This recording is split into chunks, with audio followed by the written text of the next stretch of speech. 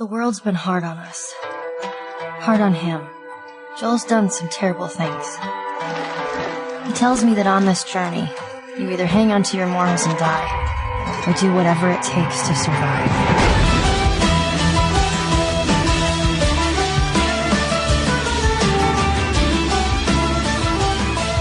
Guess I'll find out. Hello and welcome to Nerds Without Pants Spoils The Last of Us. I am Julian, and I'm joined as always by Patrick. Hey. And we also have JD. Hello. And if the title didn't clue you in, this is the podcast where we spoil The Last of Us.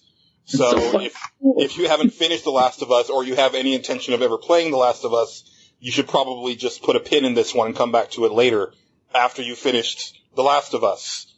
Because, again, we're going to spoil The Last of Us. The reason we're doing this is, it's a couple of reasons. I mean, one, this game is one of those pivotal moments, as far as game storytelling goes. But also, it's one of those rare times when multiple members of the Pixelbit staff has all played a game to completion in a timely fashion. Because usually we're kind of all over the place. We're playing our own things. And if we do play a big game, like, say, BioShock, we kind of do it staggered. Like, I think, Patrick, you and I, we still haven't finished BioShock Infinite. Yeah. So, like, tisk. Right. And so, no one cares about us talking about it anymore, because that came out months ago. But Last of Us is still a pretty new game. So I thought I'd take this opportunity to talk about it. Real quick, before we get into the nuts and bolts of the game, I just kind of want to get a real brief, inkling for what you guys thought of it, just overall. Man, it was like my favorite game of the generation, maybe.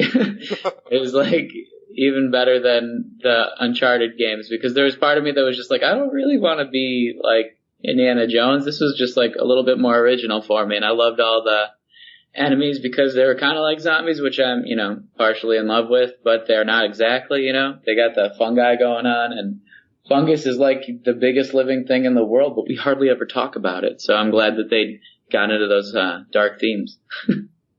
JD? Yeah, for me, I think that The Last of Us goes into that category of games that need to be experienced. I feel like, definitely it's going to be in that, games of the generation discussion. For me, it's not.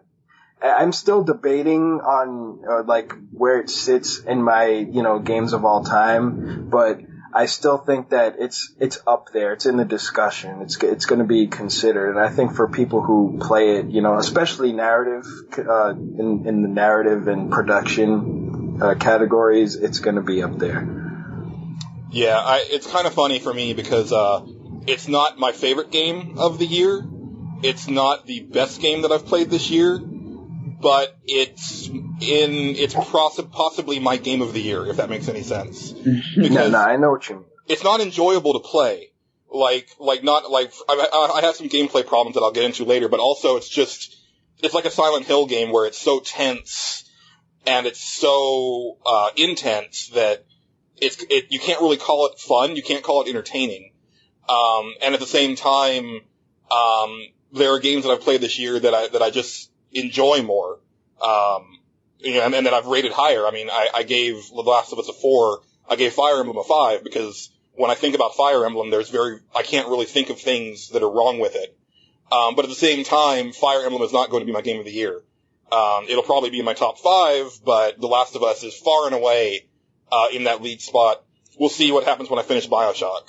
Cause it's definitely gonna be, this, man, and I've said this multiple times this year, but 2013 is an amazing year for video games. Yeah, it's stacked. Like, as someone who's finished both BioShock and The Last of Us, I'm really having a hard time deciding which game I like better because in a lot of ways, these games are similar because both games have really, really great, storylines. They both have very interesting endings. Their endings are different in tone, but they're both interesting and they leave you thinking. They both have yeah, like they both, are, shooters that have your partner character with you at all times. And, they both have a huge amount of production value. And it's really hard for me to decide which one, especially this year alone. And then on top of that, I too agree that Fire Emblem is up there as well. But well, let's not forget that we still have Beyond Two Souls, Grand Theft Auto 5, Watch Dogs all on the way. And personally, I still put Tomb Raider up there. I think, like, in terms of gameplay experience, like, a Tomb Raider is not going to be there story-wise, but gameplay-wise, I think that Tomb Raider was extremely fun, and it surprised me. But that said, I don't know, like, The Last of Us is just, we'll get to it. Man, I gotta play devil's advocate though, Julian, because I liked the gameplay a lot. I didn't really have any trouble. Yeah, me too. To be honest, I understand what you were saying though. I completely am 100% with you, but yeah, we'll get to it. Yeah, we'll get to it because I need to make it clear that it's not that I don't like the gameplay. It's that the gameplay has problems, and I think anybody who says it doesn't is kind of fooling themselves, because there are some serious, just pure mechanical issues that this game has, from little things like the control scheme being kind of antithetical to what I expect in a third-person game, like putting reload on the same button that you fire with, is kind of, to me that's poor design. But we'll get to that. I think the best way to handle this, like when we do backloggers, Angelo and I, we kind of just go, willy-nilly around the board. But I think with a game structured so well, it's best to just take it as it comes, since we have 4 seasons and everything. So we'll kind of just go through it. Let's talk about that intro, guys. Yeah, I just wanted to say, I live in Austin, Texas, and, Austin doesn't have, like, the most memorable, it doesn't have a very iconic, doesn't have the most iconic cityscape or anything like that, but taking control of Joel's daughter and looking out her window and seeing very clearly the Frost Bank building was really cool, because it showed that Naughty Dog had been doing their homework. And also, getting onto I-35 and seeing it, bumper to bumper as it usually is, but here in a really panic situation was amazing. Mm-hmm. But I do think it's really cool, and we'll go back to this in a little bit, but the first character that you control is female, and there's a very strong, positive female element to The Last of Us, which I thought was really refreshing. But I don't know what you guys think about that. Like, I felt really, just immediately, I already felt very vulnerable and kind of freaked out as to what was going on in the shoes of, this girl who very quickly is made very likable. Like, when they first introduce her and Joel, you can tell they have a very good father-daughter relationship. They do a really good job setting up her character, just with that little banter between her and Joel on the couch. And, the thing is, going into the game, who the big players are. And once you see her, you're like, oh man, I know it's going to happen. Pretty much, yeah.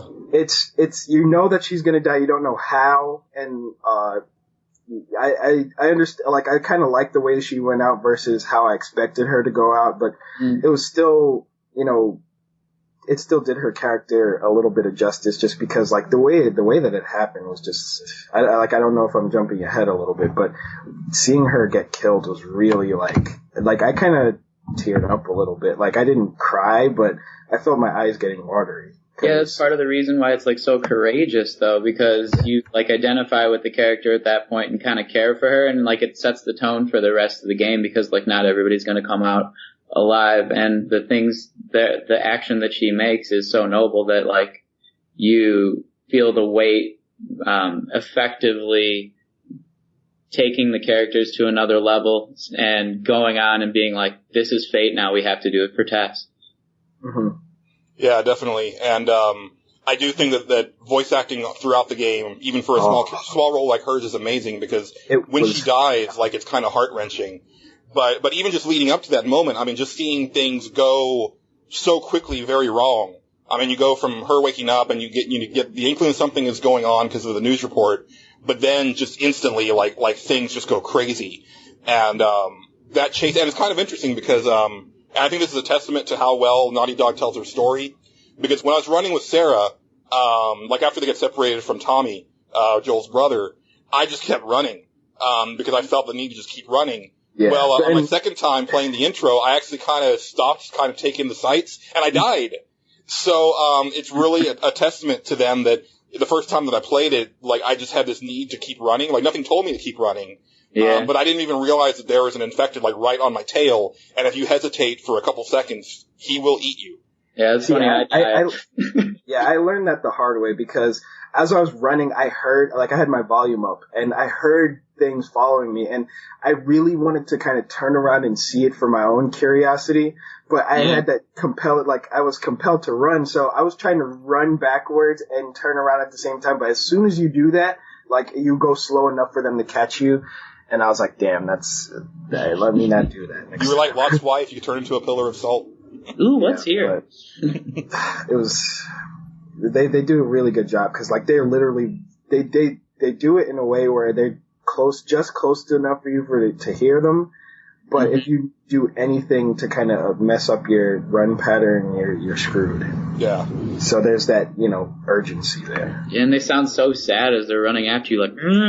Yeah, because, like, one of the things I saw in the developer diaries leading up to the game was that the runners, if I'm not mistaken, the runners are infected, but they're still conscious and they're kind of aware, so they're kind of trying to fight against it, and that's why a lot of the times later in the game when you see them and they haven't seen you yet, they're kind of like struggling and you can kind of hear them crying and like they're pretty much just having a really, really horrible time, and it's like you can hear that in the acting, and it's really unsettling. Definitely. That humanizes the enemy so much. Mm-hmm. Up until a point, and then later on, I just want to kill them all because of clickers. But,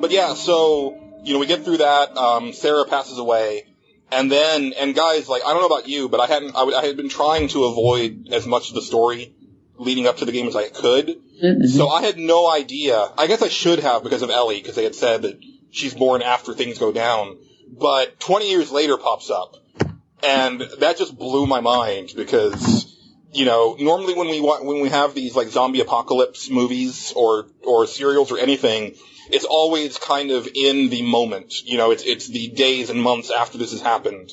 Yeah, like even Walking Dead is like just that year, like a year within that year. Yeah, and this is like, these people have been living with this situation for 20 years. Like, that's a generation. And it's just amazing, and trying to come to grips with what life really is kind of amazing, but it also leads into, I think, the cognitive dissonance that I have with the storyline and the gameplay later on.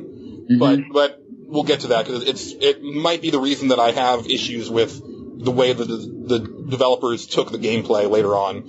But we meet Tess, almost instantly.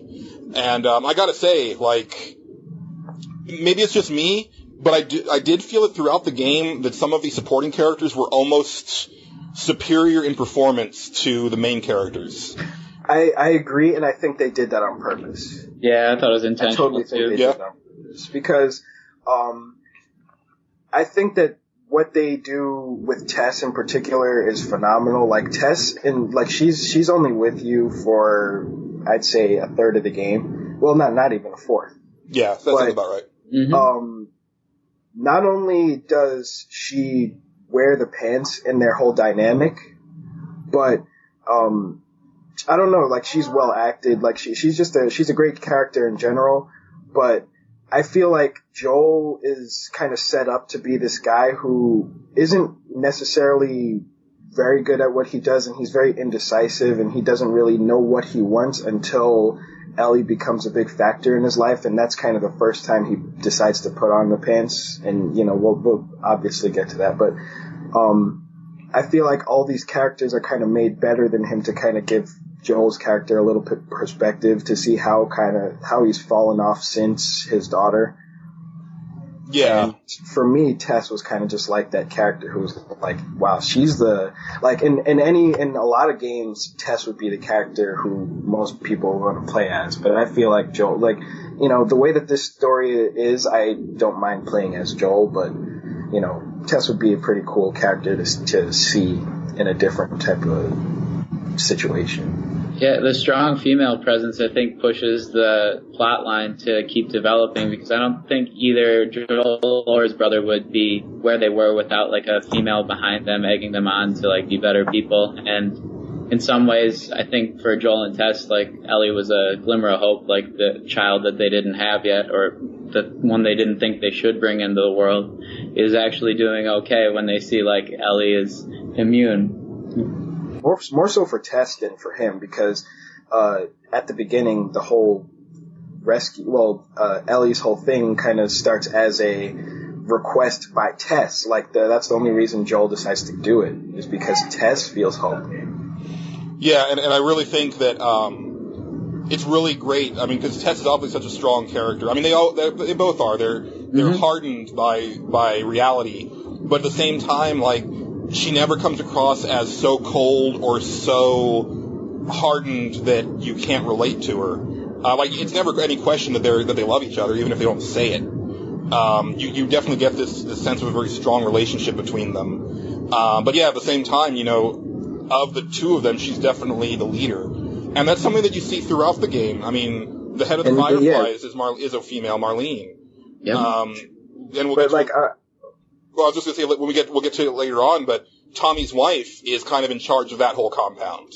And I don't know, it's just a very interesting thing where, you know, the women are really the ones who seem to kind of pick up the pieces and get things, try to get things back into some sort of semblance of civilization, when, you know, it seems like most of the guys are just, you know, out for number one and just really living in almost like an animalistic fashion when you think about it. Yeah, and if you think about it in nature, that kind of does make sense, because, you know, for a quick example, like lions, like the females are usually the ones that kind of get things done, and the males kind of just sit there and look cool. But I wanted to mention about Tess, though, but when you think about her and when you see her interactions, like, she's that... it's kind of interesting to see how she handles the situations with certain characters that they meet, like that very first guy that you are after, like the very first mission that you have with her. Like, she pretty much just kills him. Yeah. And she does that multiple times with different characters. Like, she'll get what she needs out of that person, and then she kind of just lays them out. And Joel's kind of just there, like, are you sure we needed to do that? Like, or, okay, he's just dead now, and now what? Well, I think it depends, because, you know, when in that very first scene with Tess and Joel, where she says that she got jumped, he asks if, you know, are they still breathing? And she's like, come on, what do you know? Obviously, like, you know me better than that. Like, of course they're dead.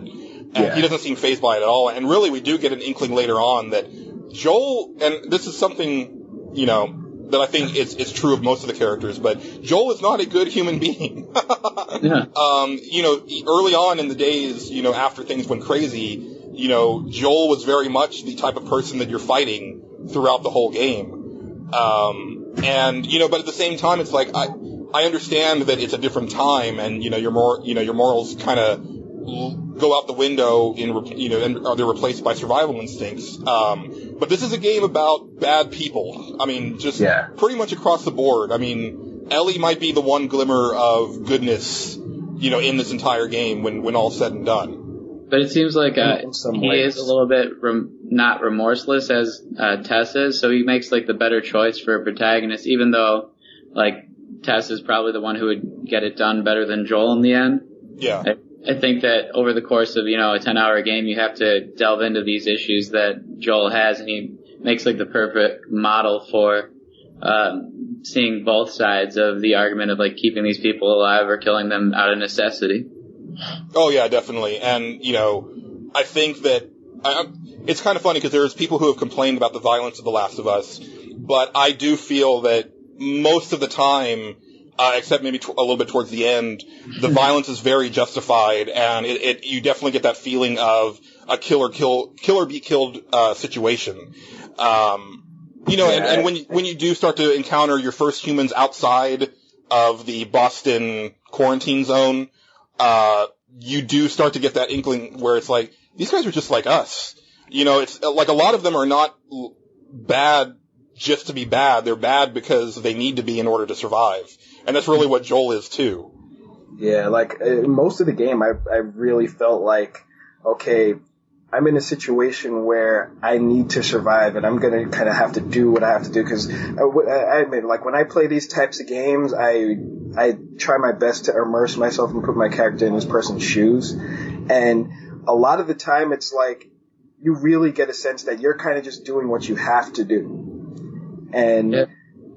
It's pretty much just about just survival. And you hear these people, and they're kind of just like, hey, there's a madman out here. He just killed my friend. Where is he? And you do realize, especially when you read some of the the collectibles and stuff like that, you're kind of just messing with people's families at some extent, but at the same time you're trying to survive. They're giving you little option.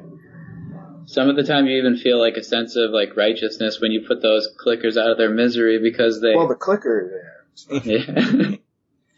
They can die. Yeah, so let's kind of move on. I mean, we basically, Joel and Tess go to get their guns back from a guy in the quarantine zone that has taken them, but, we find out that he gave them to the Fireflies and Tess kills him.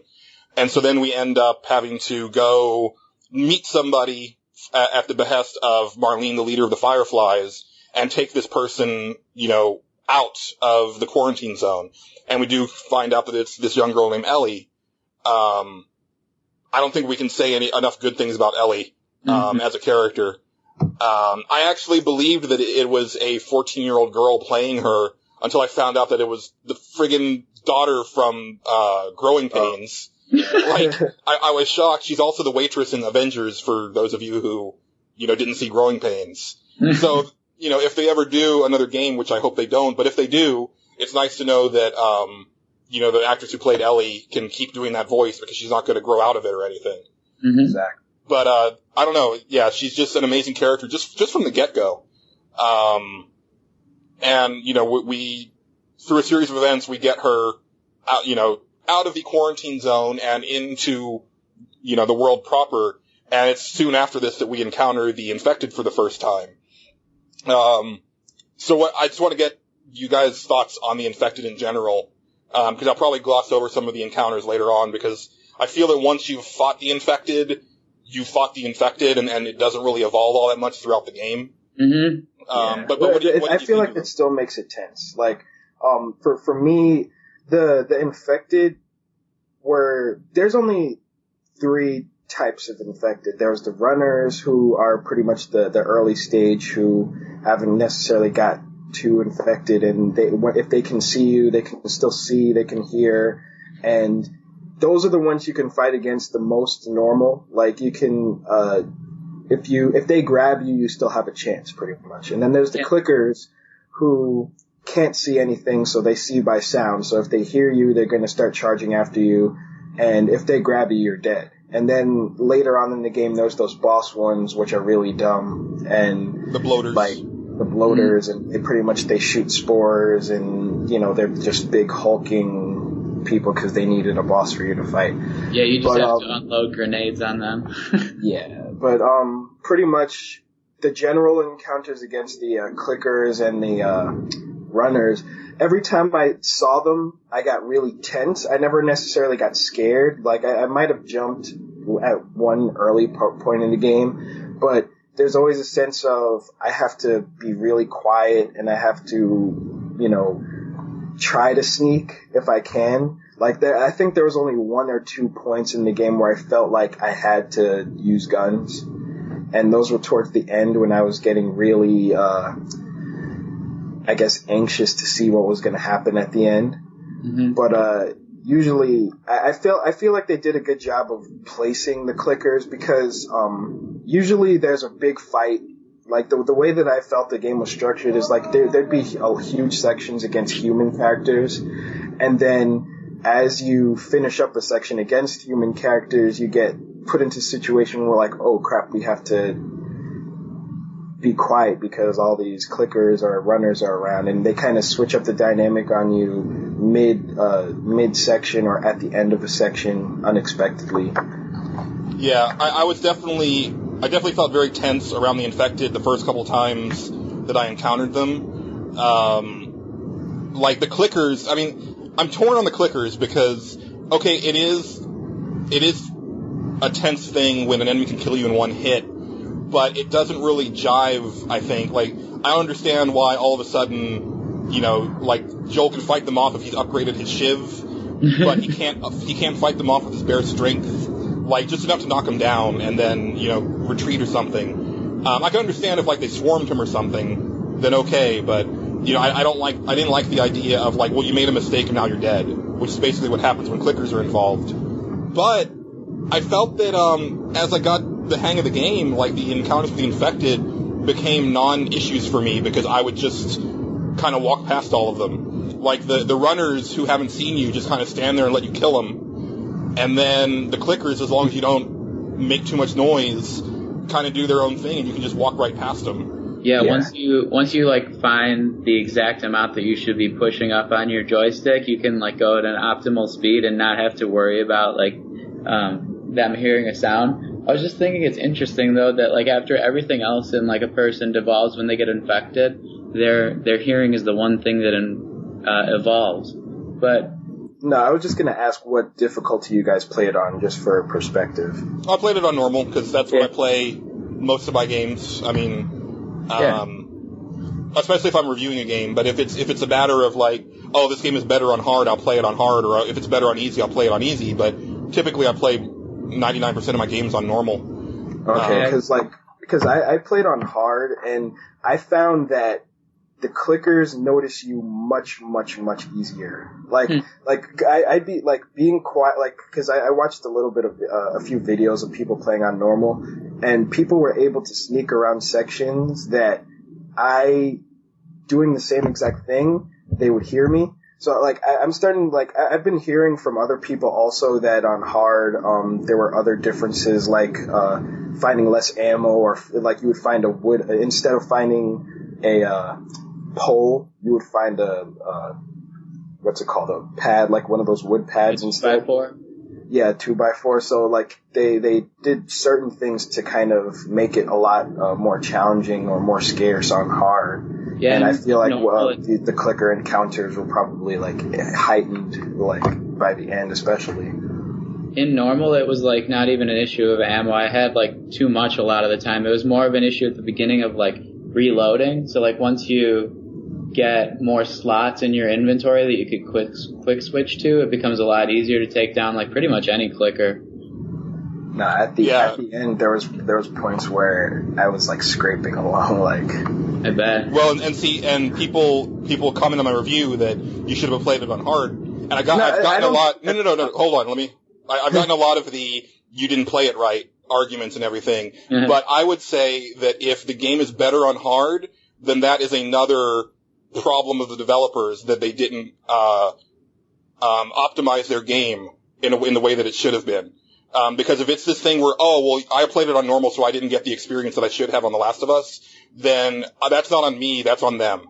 Because they didn't communicate to me that, oh, well, you're going to get, like, the best experience here, or anything like that. Like, I think that is another issue of mechanical issues. Well, I think it's probably just a case of, like, the clickers not having as much sight, or, I mean, as much hearing, and the runners not having as much sight if they're, like, to the side of you, or, like, not as wide a ray of vision or something. It's not I don't know if it's broken. Well, I mean, we'll get to it, but I mean, literally, like, the last encounter with the infected was a complete non-issue for me, where I literally just ghosted through the entire area, and I was like, oh, that's it? And then looking back, I was like, oh, and that was the final encounter with those guys. Like, there were, like, 2 bloaters, like, 18 clickers, and who knows how many runners, and I probably killed, like, four infected total.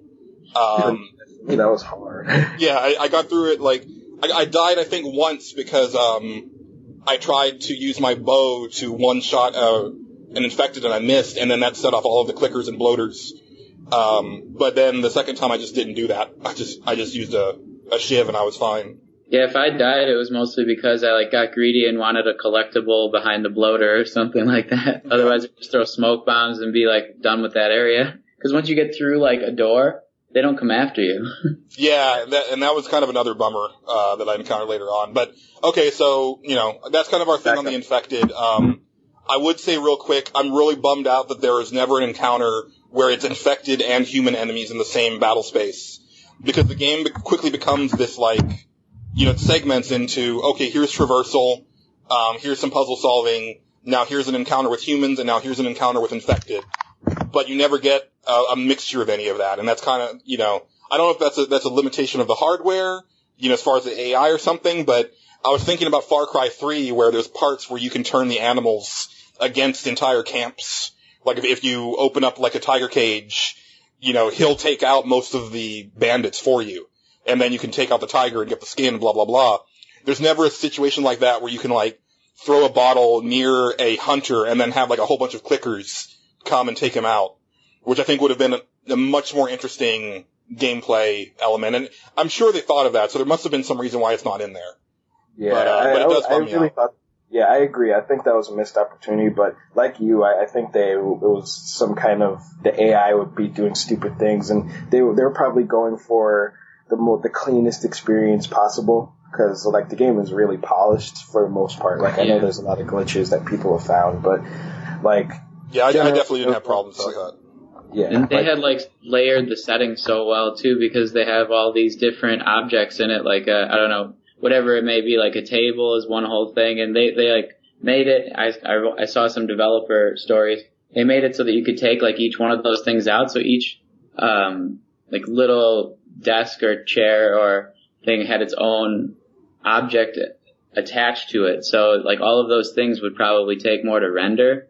And maybe in the next one, which is probably going to happen, right, they'll have some mixtures of gameplay.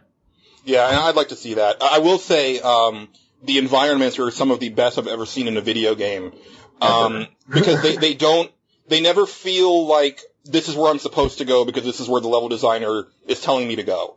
Like, I always got the sense playing The Last of Us that this is just the way things are, and I'm actually finding areas to traverse through that kind of happen organically, or places where people have been before and have already made pathways for me. So I never got that sense of like, oh, well, here's the convenient ladder because it's a video game. Like, it always felt like, well, that ladder is there because somebody put it there before because they had to get through here. Or I literally did just stumble upon a way through this area. Yeah, maybe the only thing was like when they like added a dumpster, I was like, oh, I know what I have to do here. Right, yeah, there are a couple places where it's like, oh, like even before you find out where you need to go, it's like, I should probably start pushing this dumpster around. Like, I feel like, well, I don't know if this is the appropriate part to talk about this, but I feel like there could have been, well, what my major complaint with the way that the game played was I felt like there could have been a lot more diversity when it comes to those quote-unquote puzzle-solving elements where you have to get from point A to point B, because at the end of the day, it was always a ladder or a dumpster.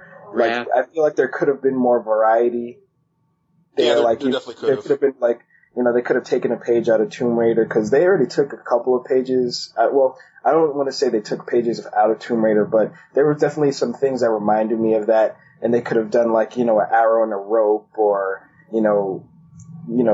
there could have been some extra dimension to switch it up every now and then. Cause they weren't even that often. So they could have thought of at least one or two more things to kind of vary it up a little. But, at the end of the day, it's minor, but it's like, I got kind of annoyed at the last part where you have to move Ellie on a thing while she, because she can't swim.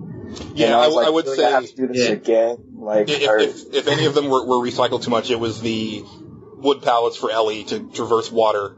I think they could have done some different things with that. Like, it would have been interesting if maybe one point, like, there was nothing to do except, like, have Ellie, like, get on Joel's back.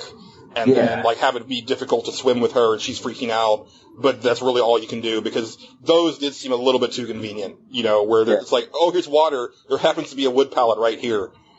So yeah, I do, but yeah, that part was kind of, video game, but. It would have been cool if you had to, like, manufacture it somehow and, like, break tables or something like that to get a raft. Yeah, even that would have been really cool. I mean, I do think the crafting element is really awesome. Yeah, I love the crafting system. Yeah, I mean, people were making fun of it because, like, Joel's picking up, like, just these random bits of things, but it's like, they made sense to me. Like, okay, sure, if I pick up, like, this alcohol and this bandage, like, I'm going to make some sort of really crude first aid kit. It's not going to get the job really done, but for video game purposes, it works well enough. I would rather that than a regenerating health bar. Yes. Yeah. I loved how sparse the HUD was. I was like, this is totally preparing us for real life, because it doesn't tell you, like, a percentage point for how camouflaged you are. It doesn't, like, tell you where everything is by shining it or something, Well, I would say that as far as the stealth parts go, I would have liked a little indicator of, when people are noticing you or something. Like, there were some inconsistent parts where it's like, okay, that guy saw me, but then I do it again and it's the same thing and he doesn't see me. That's how it's gonna happen in real life, man. You gotta be ready or you're gonna die. It goes a little more than that. Like, there was a part, we're jumping ahead a little bit, but we're still in summer, where we're trying to get through the wall with, once we meet Henry and Sam, I think it's Sam, Henry and Sam. Mm-hmm. And, so I went through this part, like, a few times, and we'll probably talk about it a little bit more, but literally, there was one point where I kill these two guys in a hallway, and I go to get an item that I knew was around the corner, and somehow, like, the guys outside up on a rafter heard me, came in and shot me to death. And it's like, literally, like, I had done it the same way, like, 3 times before, and then this just happened, like, randomly. And that's part of my problem with some of the stealth in this game is, it doesn't seem to really follow its own rules, if that makes any sense. Yeah, I wonder why that happens. Maybe they have, like, variables or something that we can't see behind the scenes. Maybe, but I mean, literally, like, I was, like, crawling, like I wasn't making any noise. So, I don't know.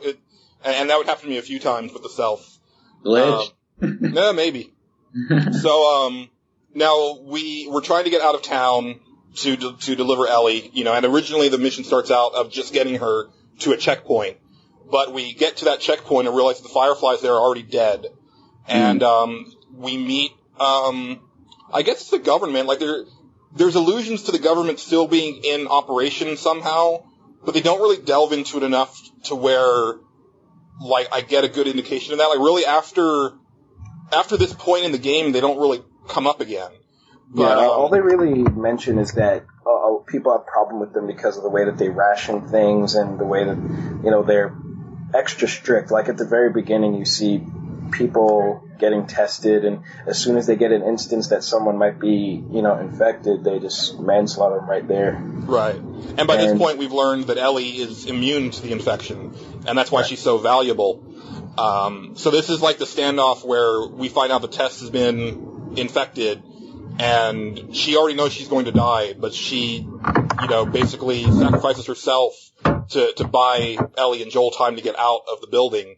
And she goes down, and it's kind of one of those really powerful moments where, Joel, I think, is like, he's the epitome of like a Texan, where he's really strong, he's really quiet, and he doesn't take time to really talk about his feelings because he's a man. And that, I mean, if there's any cliche of a Texan man, like, that's gonna be one of them. We're not a bunch of cowboys over here. Well, I'm not a born and bred Texan, but it's not that we have a lot of cowboys out in Texas, but we do have a lot of men, who are like basically the way that they deal. And the way that they deal with loss is they just move on and just keep on doing what they're doing. And I thought that was really powerful. I thought that was very realistic where, once they even get away, Ellie wants to talk about it, and he just says, "You're not going to bring it up ever." Like, that's it. Like, end of discussion. So after that, it becomes Joel's job to try to get Ellie to somebody in the Fireflies to take her the rest of the way. And he thinks that a way to do that is to get a car and find his brother Tommy. And in order to do that, he needs to find Bill, who is kind of a quack. He's probably that dude, like, right now, who's already stockpiling the guns and the ammunition and the food and everything in the bunker just in case this actually does happen. But as we all know, when the zombie apocalypse goes down, it's dudes like Bill that are going to save the day. So we go through this really tense town situation where it's basically just a bunch of infected and also Bill's booby traps left all over the place. And I thought that was a really cool introduction to a character because you kind of learn everything you need to know about this dude before you ever see him. He's not the most hospitable person in the world.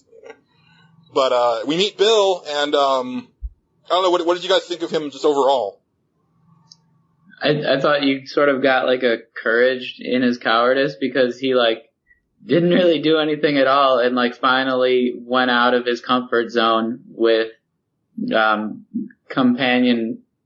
the companion to Ellie and Joel. And when he finally gets to his partner's place, you see that because he was a coward, he actually kind of saved his own life because he probably wouldn't have stood a chance if he were with his partner in the first place when those things attacked.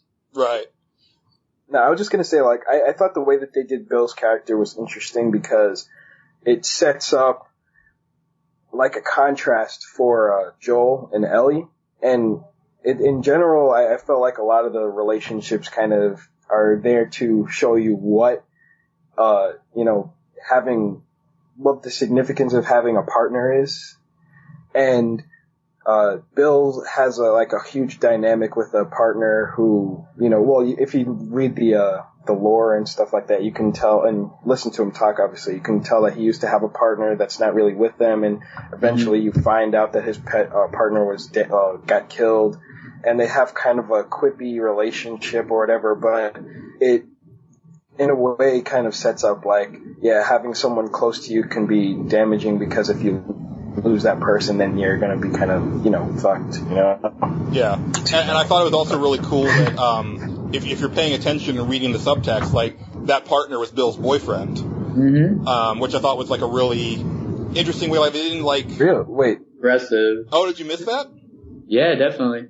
That's what they meant by partner. Wait, he's, oh, whoa, oh. Yeah, that's why when Ellie grabs... That completely went over my head. Oh, interesting. No, I mean, that's why when Ellie grabs the nudie magazine from Bill's stash, she's like, wow, look at, how does the guy walk with that thing? It's because it's a gay magazine. Yeah. So, yeah, I thought it was and that's cool because, if you didn't read the subtext and you didn't really pay close enough attention, you'd miss it, but that was just a really nice, extra bit to Bill's character if you're paying really close attention. Yeah, or if you didn't get one of those letters, you don't get a hint. I guess I was just giving him the benefit of the doubt, I wasn't looking into it, but yeah, that makes a lot of sense now. Wow. Yeah, so, I thought that was a really interesting, element to his character. But seeing him, lose his friend makes the relationship between Joel and Ellie more tragic because you get a first-hand account of what it would be like if one of them dies, Yeah, well, and we've also kind of gotten that with Joel and Tess. And he even doesn't really go into it with Bill, even though Bill knows Tess, but he doesn't tell Bill what's happened. He just says that she's not there. So yeah, there's very deep subplots going on in The Last of Us that I really appreciate. It's very subtle in its storytelling, almost throughout.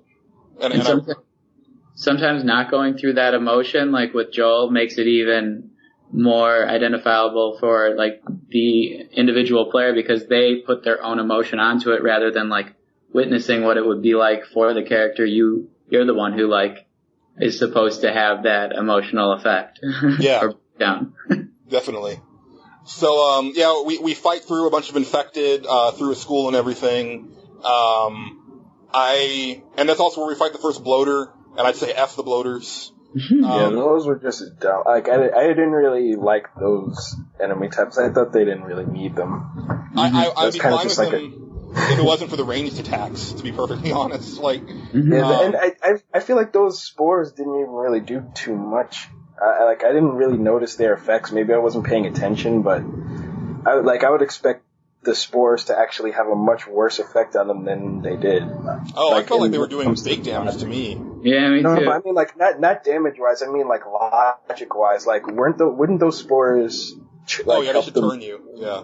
Yeah, like, and sometimes you'd be fighting them without the mask on, and I'm like, well, shouldn't I be turning? Like, I don't know, like, that's just kind of a side thing, like, one of those kind of hang-ups. Yeah. And it definitely did feel like, oh, we need a boss-type character here. I also feel that it's a way to drain your resources, because, you have to unload quite a bit. It's kind of weird. That first bloater, it felt like I had to unload everything I had on him to kill him. And then the second bloater that I fought, I felt like I took him down in just a few shots. Or maybe you were just, like, ready for it.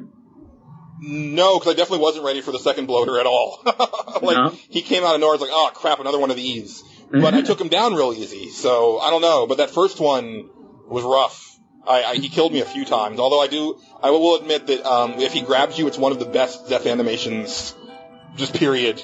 Oh yeah, it's brutal.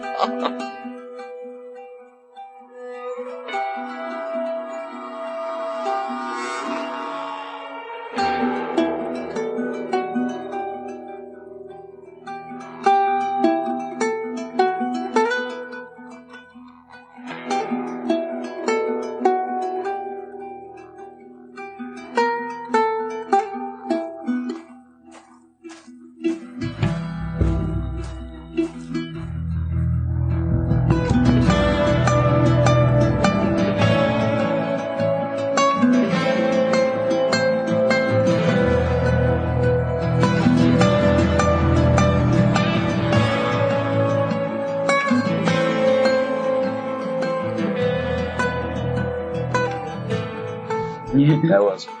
But yeah, so we get the car, we get out of there, and they've been driving for a while. And this is one of the things I like about the game, is that it spans so many different parts of the country. Like, I'm really impressed with that as well, just from an environmental standpoint.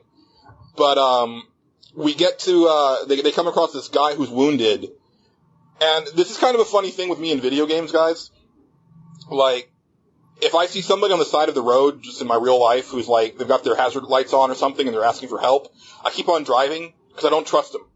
We live in a day and age to where I just feel like well, first of all, I don't have any car expertise to begin with. But even if I did, like, I feel if I pull over to help somebody, I'm going to get jacked. And I live in a pretty nice city, crime-wise. Like, we don't, sorry, Patrick, but we don't have, like, 500 people getting gunned down every year, like in your town. Yeah. But even so, like, I'm still very mindful of that. But when somebody comes to me in a video game and says, help me, like, I'm hurt, like, I feel like I need to stop and help them. And so I totally missed out on the fact that it was a trap until Joel was like, keep driving. Like, we need to keep going. Like, and then sure enough, it's a trap. Oh. But it went completely over my head because, I don't know, I guess I'm just wired differently for video games because normally in a video game, you help people. Yeah. So, well, I mean, I remember seeing that scene from the first E3 demo, from the E3 demo last year.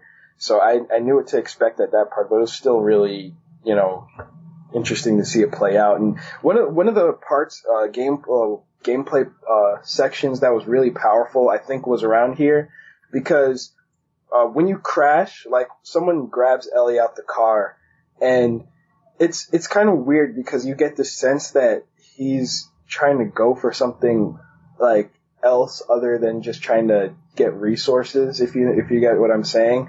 And it's like when he's like wrestling with her, like after you kill the guy that starts wrestling with you, he knocks Ellie out, he smacks the crap out of her, and never in a video, there's not many times in a video game where I felt like so compelled to beat the crap out of somebody. But it's like they give you an opportunity to pretty much like sprint over to him after he slaps her, and I was just like, I am going to kill him so badly. Like, I don't know if you guys got that same sensation, but it's like once he like slaps her like that, it was really, I don't know, it worked as a character moment because you feel so protective over her after, you know, just that little bit of adventure you've had. Yeah, I kind of felt vulnerable for her, especially during that boss battle when you like gotta crawl past all those long desks and the guy's like maniacally like laughing and like crouching and running fast, and it's like I want to slit the back of his throat so much for doing that. Well, we'll get to that later on, but I will say that I felt that they really understated that element of people, because I feel if this game had been made in Japan, like the intent to rape would have been like prevalent throughout the entire game. Because if you ever watch like Japanese anything, it seems like any time that there's a woman cornered by herself, the first thing that goes through a dude's mind is like, oh, yeah, like exactly. Here, like this.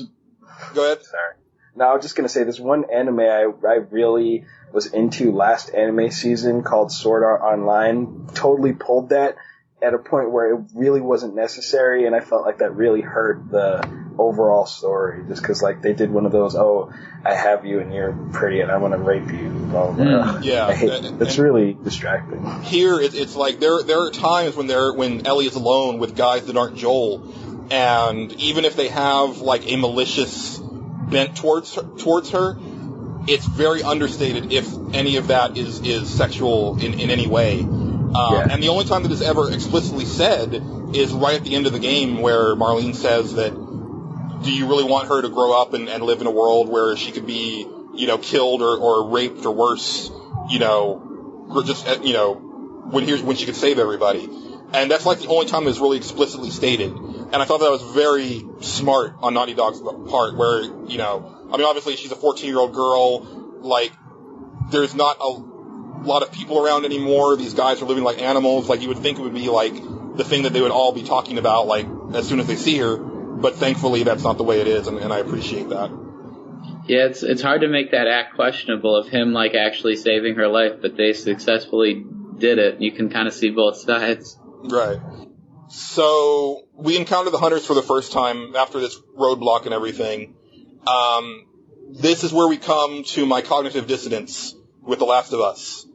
And here's my thing, is that leading up to the game, you know, just from hearing what they were saying, is that, you know, guns were going to be like a very big deal in The Last of Us. Like, it was going to be this rare thing to have ammunition on you, you know, and like when you encounter somebody with a gun, it was a big deal, blah, blah, blah. I also feel that 20 years after the apocalypse, guns should not be around as prevalent as they are in this game. And it really bothered me that they were so common in this game. Like, once you encounter your first group of hunters, it's like, you know, 4 out of 5 of them are armed with guns, and they all have more ammo than you do. And I feel like it should have been the other way around, where you encounter that one dude with the gun, and he's serious business. And I think that maybe that's my thing with the game, is I wasn't expecting shooting to be involved. Not just you shooting, because, you know, with the stealth parts, I rarely pulled my guns out. I was using my bow and arrow, or bricks, or bottles, or my melee weapons. But I just find it weird that in this game where, you know, civilization has, you know, gone down the tubes for the last 2 decades, that so many dudes have guns, and they're really well stocked with them. And it's like anytime that you encounter a group of them, they've just got bullets to spare. But then if you kill them and go, you know, grab their gun, like, they don't have any ammo on them. Like, it's just I don't know, it's this really weird thing where I was really expecting it to be like, the ultimate weapon in The Last of Us would be a shotgun, and you wouldn't even see one until like 2/3 of the way through the game. But do you think like maybe after 20 years, some of like the small sects of like rioters and like the flies and everything, or the fireflies, have like taken a stranglehold of like where they used to make bullets, and maybe just taken over and created some more? Or I don't know. Maybe they just didn't go into something like that. I'm trying to give them the benefit of the doubt, but right. And maybe hopefully it was more like that on hard. Well, but even if your ammo is more limited on hard, it doesn't change the fact that everybody has guns. Yeah. Like that's the thing is like the game that I was expecting, and I couldn't ding the game for this in my review because you can't really say, well, this is what the game should have been. But what the game should have been, now that we're talking just in podcast terms, we're just having a conversation. What the game should have been was a very melee-focused combat system where if you find a gun, it's got like 2 bullets in it, and then once you use them up, like you may not find more bullets for that gun for hours. Mm-hmm. And, you know, again, if you find a guy with a shotgun, that's a serious thing, and you want to stay as clear of him as possible. Conversely, like, if you have a gun and you pull it on a guy, like, instead of him just rushing you with his bat, you know, with no regards for his life, he should be like, oh crap, I'm getting out of here, man. I'm sorry, just, like, don't kill me. Like, I'll leave you alone and I'm gone.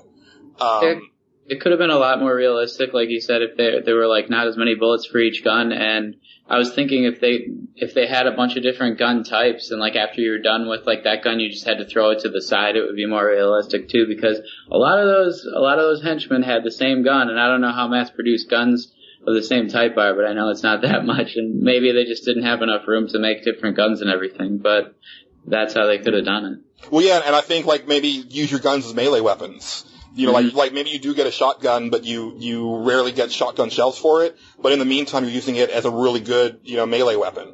Mm-hmm. That's really what I would have preferred from the game. And I know that game, it's a little downloadable. Oh, I Am Alive. It came out, I think, last year, maybe 2 years ago. They were trying to do something like that, and I know it didn't work, but I would expect Naughty Dog of all people to be able to make it work. So that's my thing, is that I feel that even just from a thematic standpoint, the game being so flush with guns from just kind of breaks the immersion for me. So, and the gameplay comes into it later on when they force you to, you know, have the shooting galleries. I'm not even talking about that right now. I'm just talking about the fact that, like, it becomes such a common resource in a situation where I feel like it should be something really prized, and you know, it's like kind of when you're playing Batman Arkham Asylum for the first time, and you come across that first dude with a machine gun, and it's like, oh crap, like things just got real, because up until now I've just been dealing with guys that I can pummel, and now this guy can kill me in like 3 hits. True. And also the fact that they're such bullet sponges. Holy crap.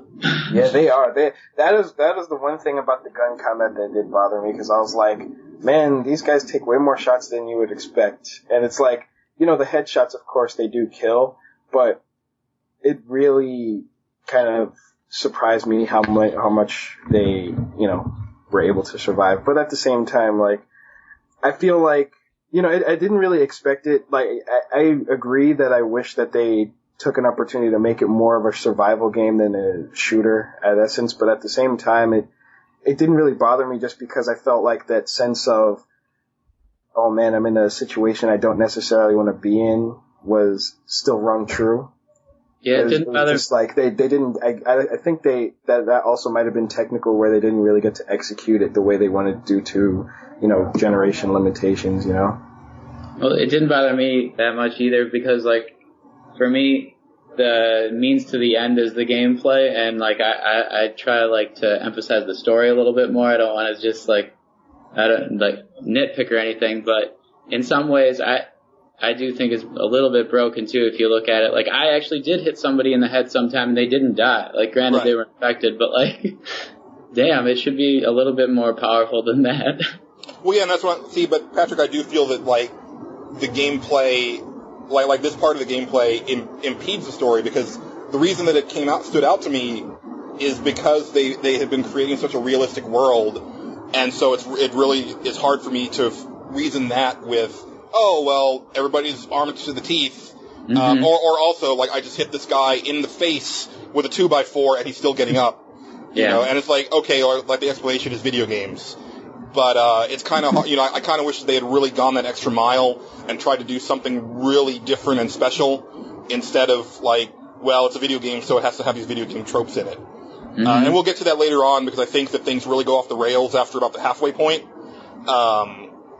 And we're getting there, but the really cool thing is that, you know, once Ellie and Joel are on their own, Ellie's asking Joel for a gun, and he won't let her have one. I guess because he just doesn't want to see her. He thinks of her as an innocent, and he doesn't really want her to have to deal with any of that stuff. But they eventually do get separated, and Joel is fighting for his life when Ellie, totally shoots this guy in the head and takes him out. And I thought that was one of the most powerful scenes afterwards in a video game. Because, first of all, Joel doesn't thank her. He's more pissed off that she did it. But her reactions afterwards are so realistic because she sulks like a 14-year-old girl. And I was just so blown away by that, where she's like answering Joel real tersely and in like 1 or 2 word sentences. She'll like kind of sit on a table and just kind of like look off into the distance while Joel's looking around. Yeah. Like everything that she does, like she folds her arms and she's just like really not having any of it. And I just thought that was an amazing touch. Yeah. Well, you, Joel. Yeah. It's like the way that they were able to craft her character was just like unlike anything else. Like even BioShock Infinite, I feel like they did like, and I don't get me wrong, I really like the way they did Elizabeth too, but I feel like Ellie just was captured so well, and just the way that she said things, the way that she reacted, the way that she, especially at the end. Well, we'll get to it, but that one, a couple of scenes at the end. Yeah. But during this point, did you guys side more with Joel and like having that fatherly sense of protection that you didn't want to see her like leave, or did you side more with Ellie? I sided more with Ellie.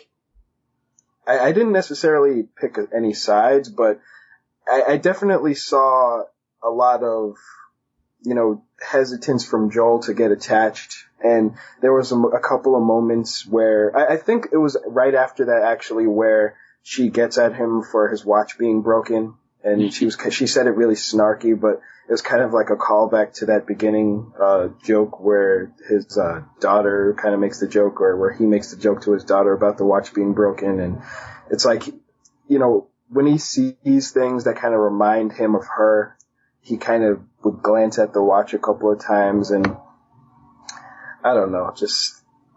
Yeah, it's definitely little touches with Ellie. Like just incidental dialogue. Like there's times when she just sounds like a regular 14-year-old girl, where she's like, okay, not freaked out at all. Like, even though she is really freaked out. Or if you use too much force on like a dude, she's just like, Jesus, Joel! Like, there's been a couple times when I used a Molotov cocktail on some dudes instead of infected, and I felt really bad about it afterwards because, like her reaction was like, yeah, I probably shouldn't have let them burn to death, but it just seemed like the best way to get rid of 3 of them at once instead of, waiting here for half an hour for them to walk by. It's around this point where we hook up with a couple other survivors, Henry and his brother Sam. And, again, like, very strong supporting characters. Like, I feel that there's a couple moments with Henry where he seems almost more emotional and more human than Joel or Ellie. Which, again, just, wonderful storytelling, wonderful motion capture work, and voice acting work by that whole team. He and his brother are trying to get out. They're trying to meet up with the Fireflies like you are. So you decide to team up. And you get some good little character moments where you get to see, like Ellie getting to talk to a boy her own age, maybe for the first time. And it's that nice little awkward, budding romance type of thing. Really, really great character bits there. And eventually you do try to get out of the city. And we get to that wall that I was talking about earlier where, it's like, this is another problem that I have with the game, is that I feel the stealth is, it's kind of all or nothing, because if you get spotted, like, that's the moment when, like, Ellie and everybody else just starts opening fire. So it's like, you can't really, like, recover from it, because to me it's like, well, this isn't Metal Gear Solid where they've got, like, radio and stuff like that to where they can call for backup. I feel that if a guy has seen me and I can take him out quick enough, then it shouldn't be a problem. But this is the type of game where not only is it a problem, but it'll totally spawn dudes out of thin air once you've been spotted, which Metal Gear Solid 1 did. I actually saw a dude appear right in front of me when I was using a sniper rifle. I was just messing around with the demo of the first game, and there was a sniper rifle in that first area, and I used it on one of the guards, the very, very back end of the area, and saw 2 dudes appear right in front of my scope and start running towards the sounds. And I was like, okay, so that's how they get there so fast. They literally come out of thin air. And it's kind of the same thing with The Last of Us. if you're paying close enough attention, you'll see them spawn. And, I've got some issues with that, just from a pure mechanical standpoint. But I do like the fact that if I did get spotted, 9 times out of 10, I could still deal with the situation without dying. You know, like other stealth games, it's like if you got spotted, that's it, you may as well just reload. Here, I feel like I was able to improvise enough to where I could handle the situation. But again, like, I feel that the shooting is so subpar that, that wasn't as much an option for me as, like, Molotov cocktails or nail bombs or, melee weapons. Well, I want to echo a little bit of what you said about the stealth, because, like, I really like the idea that, well, the way that I handled the game, at least, was I would try to do stealth, and if that failed me, then I would just try to shoot my way out of the situation, because I felt like it was a game where you're just supposed to take things as they come. Right. It's not the type of game where you're supposed to, like, you know, oh, I have to do it stealth, unless that's what you're trying to do, obviously. But, like, with the shooting, I feel it's an interesting conversation that's been coming up, because, I'm part of the camp that feels like some of the shooting is purposely, inadequate, but that said, it's not necessarily inadequate. Like, I felt like the shooting was fine, generally, but, you know, for example, when you hold a pistol, like, Joel kind of holds it like a novice. He doesn't hold it like a gun-toting expert, because at the end of the day, like I said earlier, Joel isn't necessarily the best at what he does. He's not, you know, a killer. He doesn't claim to be like an expert or anything like that. But at the same time, you're sacrificing that smooth gameplay experience for something that is a little bit more true to his character. Ooh, I'm going to disagree with you right there. Because that dude's been killing people for 20 years at this point.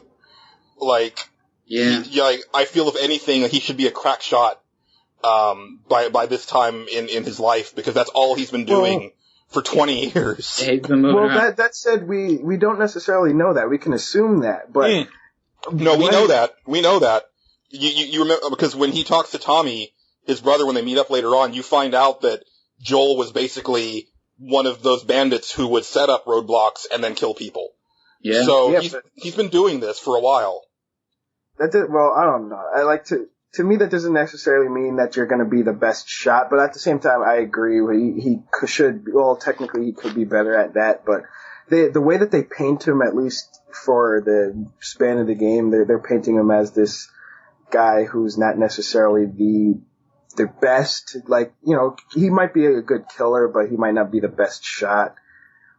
Say what you will, I still felt like the way that the developers at least thought about it, they were like, well, you know, it'd be more realistic if it was like this rather than him being like a expert marksman or whatever. And it was a little annoying, you know, from a gameplay standpoint, but I felt like that still, it didn't bother me as much as it would have, like, say, if I was playing Uncharted, where you know, the shooting is even more pronounced. Right. Well, and the thing is that, okay, so let's say that, because the actual wavering of his aim wasn't what bothered me. It was the fact that I could shoot a dude 4 times and he still would keep coming at me.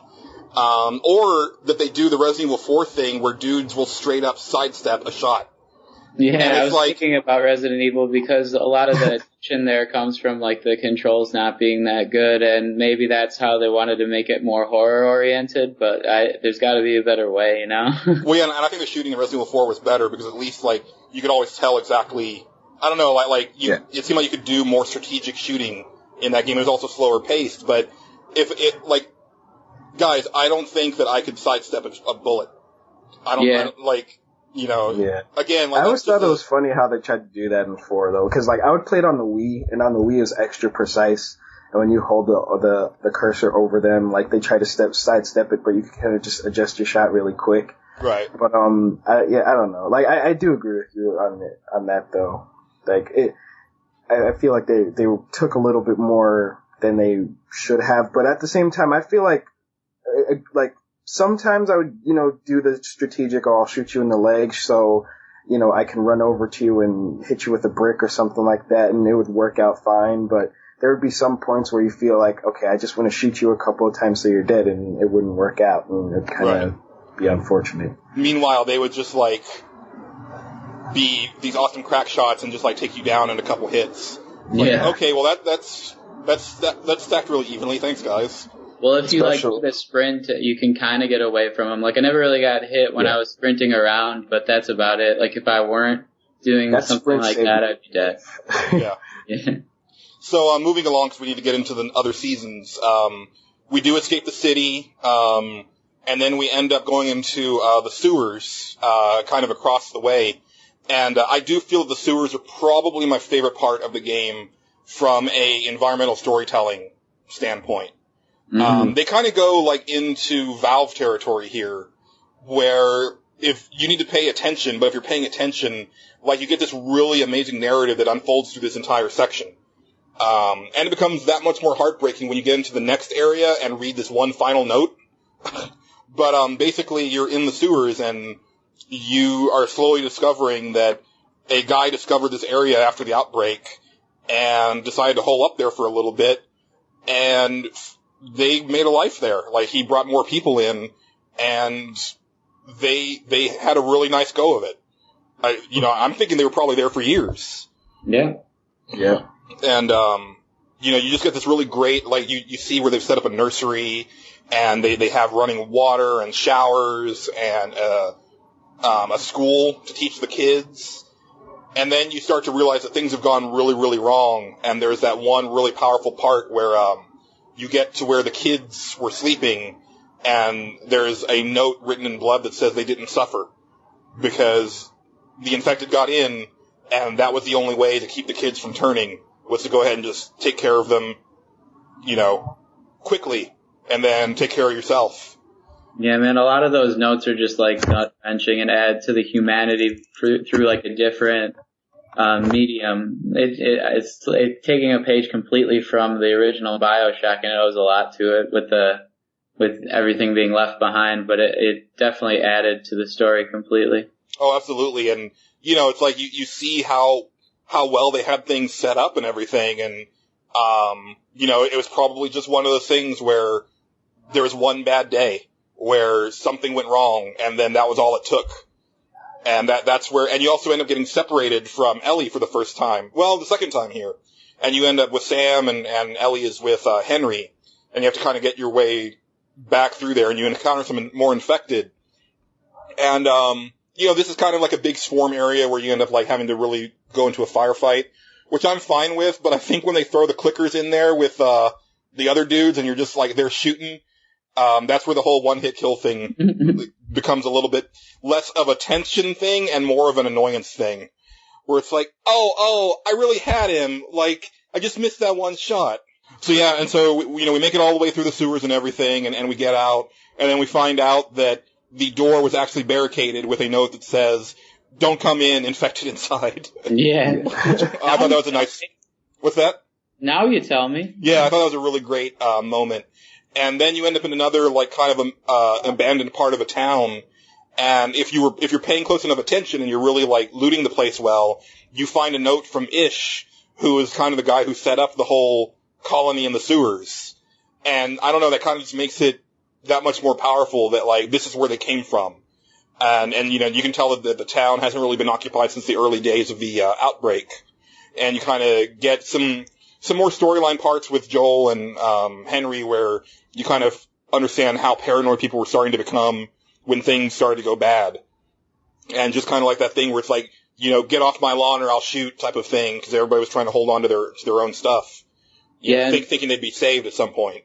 It's starting to become a trope now by like seeing what all the things that the other people have left behind, and how much Joel has had and Ellie has had to survive.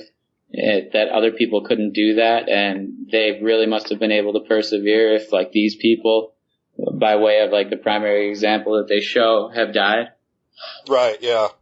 And I think maybe that's where I would have liked the game to have gone more, more of the survival thing and less of the stealth and shooter part. Like, maybe go for, like, that Metal Gear Solid 3 thing where you have, like, stamina you need to keep up with, and, I don't know, I think they could have gone even deeper with that stuff, because it definitely seems like food isn't really a problem for them ever. Yeah, it's just tough though because they gotta like play to the lowest common video gamer, and with all your experience, Julian, you're not that. Right. Well, yeah, but at the same time, like I think Metal Gear Solid 3 was also like a very wide, like that was a big budget game as well, and they tried to do some more challenging things. But again, I mean, I don't want to take anything away from Last of Us because it's doing things that a game of this budget shouldn't have any right to do. And it did it very successfully, and it's also selling really well, so that makes me happy that there is a market out there for a game that isn't just a big, beautiful, dumb shooter. So, I don't want to take anything away from it. In a way, sometimes because it is like that forgiving, a lot of the people who wouldn't play this game do play more of it than they would have otherwise. Like I know I talked to at least 2 guys who don't really game that much, but like they were allowed to play it like through their friends. They were able to borrow it and they beat the whole thing, and that I know like doesn't happen too much. Insomniac keeps like a really good like record of like who finishes their game and how far they get, and they say it's like Quantum does this too, and they say it's like 20% of people, but I bet in this game it's more like 60 or so. Right, yeah. We get out of the sewers and everything, and we explore this dead town, and then we come across the sniper's nest. And this was the moment in the video game where I was like, really done with the combat, I'm ready for it to be over, and then the game went on for like another 7 hours for me. Yeah, man, the sniper rifle in this game isn't even powerful. Like, I hit people with it and they wouldn't die. well, but even... it came in handy sometimes. Like, when you power it up, it's the headshot you really need. Yeah. Well, but you don't get the sniper rifle, right? Like, you just use it for this one spot.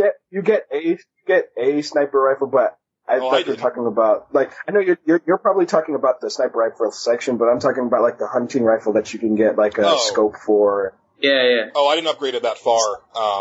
It had too small of a clip for me. But no, like, the thing is that, this was the part where I was noticing that, like, the AI had this prescient ability to spot me all the time. Like, even after I had broken line of sight, and he was just, like, calling out where I was, even though there was no possible way that he could see me. And that was really getting on my nerves. And it plays in later on, but this was the first part where I really noticed it, where it's like, okay, I can understand if he saw me run to this building, but after that point, I'm sneaking around, and I'm in a completely different building by that point, and that's where he's pointing people out to me. And it's, pointing me out to people, and it's like, there's no possible way, dude. Like, you do not have, like, a good enough vantage point from where you're at to see what I'm doing right now. And I know that for a fact because once I get up to that sniper perch, I can't see where I was when he was spotting me. Well, man, if there ever were a game where he would be able to see from that far away, it would be this one because, like, the lighting in this game is second to none. yeah, lighting is excellent. For me though, I think that was the only part where I saw that kind of thing happening where I couldn't get away. I was always being spotted. And that sniper, he was really cheap. Like, he would hit me in spots where logically it shouldn't make sense for him to hit me like that. Like, I'd be perfectly safe under, like, hiding under a window.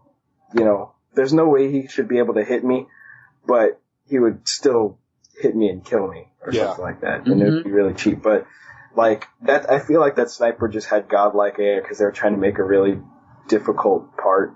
But, you could be right. Yeah, it made it extra satisfying when you get to him. Like when you do get to him, you're like, oh yeah, it's another moment where you're like, I'm going to kill the crap out of this person. Yeah, and then you get to use the sniper rifle, and I'm kind of glad that like that's really the only part where it comes into play.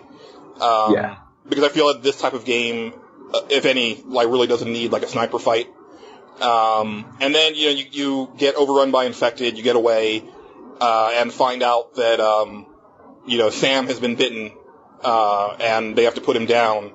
And once that happens, Henry takes his own life, and so you're once again on your own. And, this takes us finally to the fall, because that was all summer.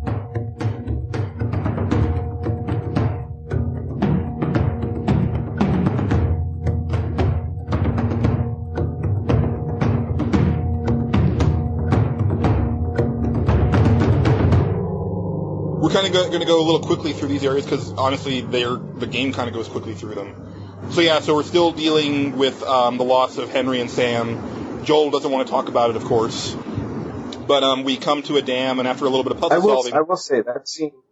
Oh, go ahead. Go ahead. No, I was just going to say that Henry and Sam's death was pretty sad. Like, oh, absolutely. I don't know. Like, I was playing it with a friend. Like, my friend was watching, and that part was just really dramatic for me because, you know, the acting just complements the weight of the situation so well that when he did, I felt pretty disturbed, and I was like, "That this is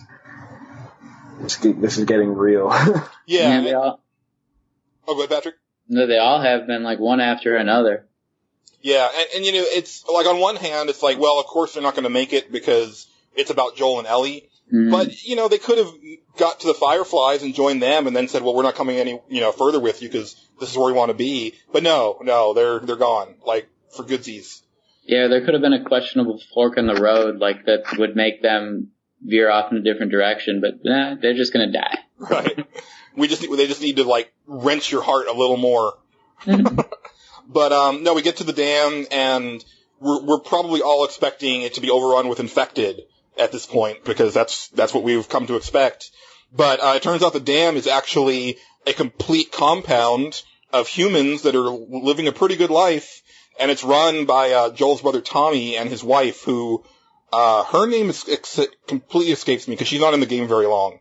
Mm-hmm. But again, you know, she's in charge of this area. Like, Tommy straight up says, like, she's kind of the one that's running the whole show, which I thought was a really cool little touch. And they've got a really good thing going. I mean, they're able to get the dam generating electricity. They have a pretty good stock of supplies. They seem to be pretty iron tight against the infected. And we get some story with Tommy and Joel. And again, this is where we kind of get that inkling that, you know, the way that Joel handled things and the way Tommy handled things was very different. But this is also where the game turned into what I feel is like too much of a third-person shooter. Because I feel that, like, at this point, the compound gets stormed by other humans, and it doesn't make any sense to me because the place seems pretty locked down, and then all of a sudden it's just flooded with dudes that are shooting at you. And, would have been nice if it were like another booby trap where they saw like a group of humans who like looked like they needed help and let them in or something like that, and then like they got overrun because they didn't realize how many, like, if it were like a Trojan horse type of thing. Right. Or if they really needed you to have a shooting section here, it would have made more sense for some infected to get through and have you fight them instead. Mm-hmm. But no, it's just it's just a bunch of dudes and it's just this huge shooting gallery. And, again, this is where I was starting to notice, like, some of the things in the AI that were really pissing me off, like guys sidestepping bullets or, being able to find me when I'm sneaking around and, like, they just, like, run up and, like, shoot me in the back of the head when, you know, meanwhile there's, like, bullets flying everywhere and, like, I should really be, like, if I'm not firing a shot, like, I should be pretty much invisible to everybody. But no, I'm just getting turned into Swiss cheese left and right. It doesn't make sense that, like, other people would want up and try to take over the place because it was, like, so well guarded, though. Oh, sure, but I don't know. So we get this big shooting gallery, and then immediately after this shooting gallery, Ellie takes off on a horse, and we go after her on horses, and then in the middle of that chase, we end up in another shooting fight. And I will say that those are, like, the bravest horses ever, because the fact that, like, they're still there after you have this knockdown, drag-out, like, gunfight with just some random dudes in the middle of the forest, is amazing to me. But yeah, and, you know, I think that was the... Go ahead. No, I was just gonna agree with you. Like, I feel like this part was definitely just there so you can have some, you know, a game, like some shooting to do. Like, I felt like out of all the shooting sections in the game, this one felt the most redundant to me. You're just shooting people because nothing, and this is a game. Got past all of them somehow. Yeah, like I feel that it was like that was kind of like somebody was like, hey, we haven't had enough shooting in this game so far. We need to really amp that up, guys. And it's like, okay, like, even if you want to do the dam part, that's fine. The shootout with the dudes in like, the cabins is like, to me, it's just there just to have like more shooting, and it doesn't serve anything. And I'm thinking, wait, how did Ellie get through this part?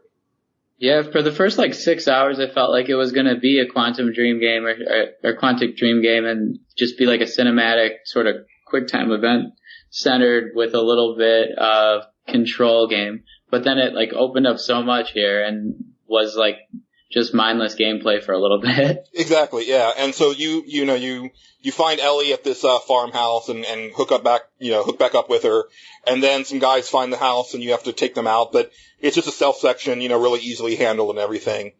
And eventually, Joel, because originally Joel is he hands off Ellie to Tommy, and he's going to take her the rest of the way.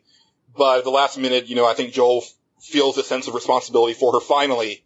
Like, I think this is really the turning point where she's no longer just a job, and she's actually someone that Joel really cares about. I mean, it's been building for the whole game, but I think this is really the moment where he starts to feel this sense of responsibility for her. So he does decide to take her the rest of the way, and you get on horseback, and you have found out that the Fireflies are doing research at the university. This isn't Utah. This is should have taken better notes. I forget exactly where. I think it's in Colorado. Yeah, I was going to say. Yeah, I think it is in Colorado. Yeah. So you're looking for the university. You do find the university, and I think this is a really cool part as far as pacing goes, because you get some really good dialogue between Joel and Ellie. You're kind of on the horse, and it's really quiet. And then you realize that it's a little too quiet, because if the Fireflies are here in force, you would kind of expect to see some of them guarding the place by this point. And you start to get a really bad feeling about this. I really love the pacing of the story here, because it took so long for Joel to find his drive. You also are finding your drive just as he is, because you've protected her for a little while now, and you kind of actually care for her more just like he does. Yeah, I've heard people complain that the summer section is a little bit too long, but I feel that you need it to be that long in order to really establish these characters. Even though the next 3 seasons go by pretty quickly, you have established them so well by this point that the things that happen to them are very powerful. So you're totally right, Patrick. It took Joel a long time to decide that this is what he wanted to do, but once he decides, that's all he's going to do. When they characterize these people for that long, it reminds me of something literary and something artsy, because a lot of the times in games you're just instantly supposed to be against these enemies and trying to survive for this character you don't care about, but in this one, they expand upon it maybe a little bit too much, which is just what happens with a lot of authors. Right. I really did love that. And then the moments coming up, especially, I feel are some of the best in gaming especially this year, just because, pretty much while you're at the school and you're fighting your way, this is the scene where pretty much he gets in that fight and he falls onto the thing, right? Right. If I'm not mistaken. So, we find that there aren't enough people around, and there's something is definitely up. So, Joel decides to go in first, and, he kind of gets up into the school and is able to let Ellie in. But, as he's doing so, he realizes that, there aren't any people around, there's a lot of spores around, and a few infected and everything. You kind of take care of them, you get Ellie to come in with you, and, you finally get to the research area and find out that they've long since gone. They've gone to Utah, and the few that are remaining, because things went really wrong with the research. They got overrun by infected. Everybody died, and you find this out by a researcher's recorder. But again, so to end the scene, all of a sudden a bunch of dudes come up on you, in full force with a bunch of guns, and it turns into another shooting gallery. And this is the one that pissed me off probably more than anything else in the game, guys, because they come in, they make a beeline for the room that you guys are in, and they know exactly where Joel is, and just start, shooting him. Literally, I rounded a corner. It was a forced shooting section. It was a forced shooting section, but, because at this point... No, just clarify. Yeah, but I've been, at this point I've been using, stealth even during shooting areas to kind of like maneuver around the battlefield, get to a better vantage point to get a better shot. But here it's literally like the guys knew where I was at any given point. Cause like the battle starts out, you round a corner and a guy is there and he comes up and shoots you. I was like, okay, well now that I'm dead, and I know that he's there, I'm going to crouch and I'm going to get down really low and I'm going to come up on him. No, he still knows I'm there. And once I take him out, like a bunch more guys come out. They know exactly where I am. They just start coming at me and whatever. And it's just this really annoying extended shooting battle that I had no interest in playing. I was totally over the combat by this point. Didn't want to do any more of it. Like, I was ready to turn the game off, to be perfectly honest, but, I could feel that I was closing in on the end, and again, the story is so good, but honestly, if the story hadn't been this good, this is probably where I would have turned this game off and said, I'm done. Because I was just over all the gameplay elements by this point. But good enough to like make the storyline move quick anyway. So yeah, I mean, for me, I wasn't as bothered by it, but yeah, I couldn't understand. Yeah, I mean, it's just I don't get the AI in this game where there's moments where they don't know where you're at, but then there's other times where they know exactly where you're at and they make a beeline for you and then shoot you till you're dead. Like, there's no rhyme or reason to it at all for me. But this ends with, like, what I think is an amazing scene where Joel ends up falling onto a piece of rebar that goes right through him. And, I know, like, I haven't played the new Tomb Raider yet, but I know that that's one of the biggest criticisms. Yeah, pretty much, like, in Tomb Raider at the very beginning, like, you're hanging upside down and you fall onto after a few minutes, she's, she can see straight, but she's kind of holding her side. But then, a few minutes after that, she acts like she never got hurt and she's surviving some other nonsense or whatever. But here, this was like, if they did that right, because you literally feel like, I don't know about you guys, but as I said earlier, like, as I was kind of immersing myself in the scene, like, I felt like I was gonna pass out. And I, like, not physically, but it's like, I felt like as Joel, like, I'm about to pass out, like, I'm all woozy. Like, I actually was able to get into that scene because it was done so well. And you could kind of feel him slipping from your control, literally. Yeah, definitely. Yeah. And there have been other games that have done the injured thing, like I think God of War 2 does it really well, but this blows those games away because you feel his life draining out of his body, during this part, and, Ellie's trying to help him, but then he's like, no, I can do it, because, he's a man. And I love how no bullshit she is about it too, because like she's like, dying, obviously. Yeah, she's like, if you can walk, just walk. Like, she's frustrated, but she wants to save him, but she's like, there's only so much she can do, and it's like, it's perfectly understandable the way she talks, but it's so believable. Absolutely. This scene like shows how grizzled she's become and how much she's grown up since the beginning, I think. Yeah, just in a few months, really.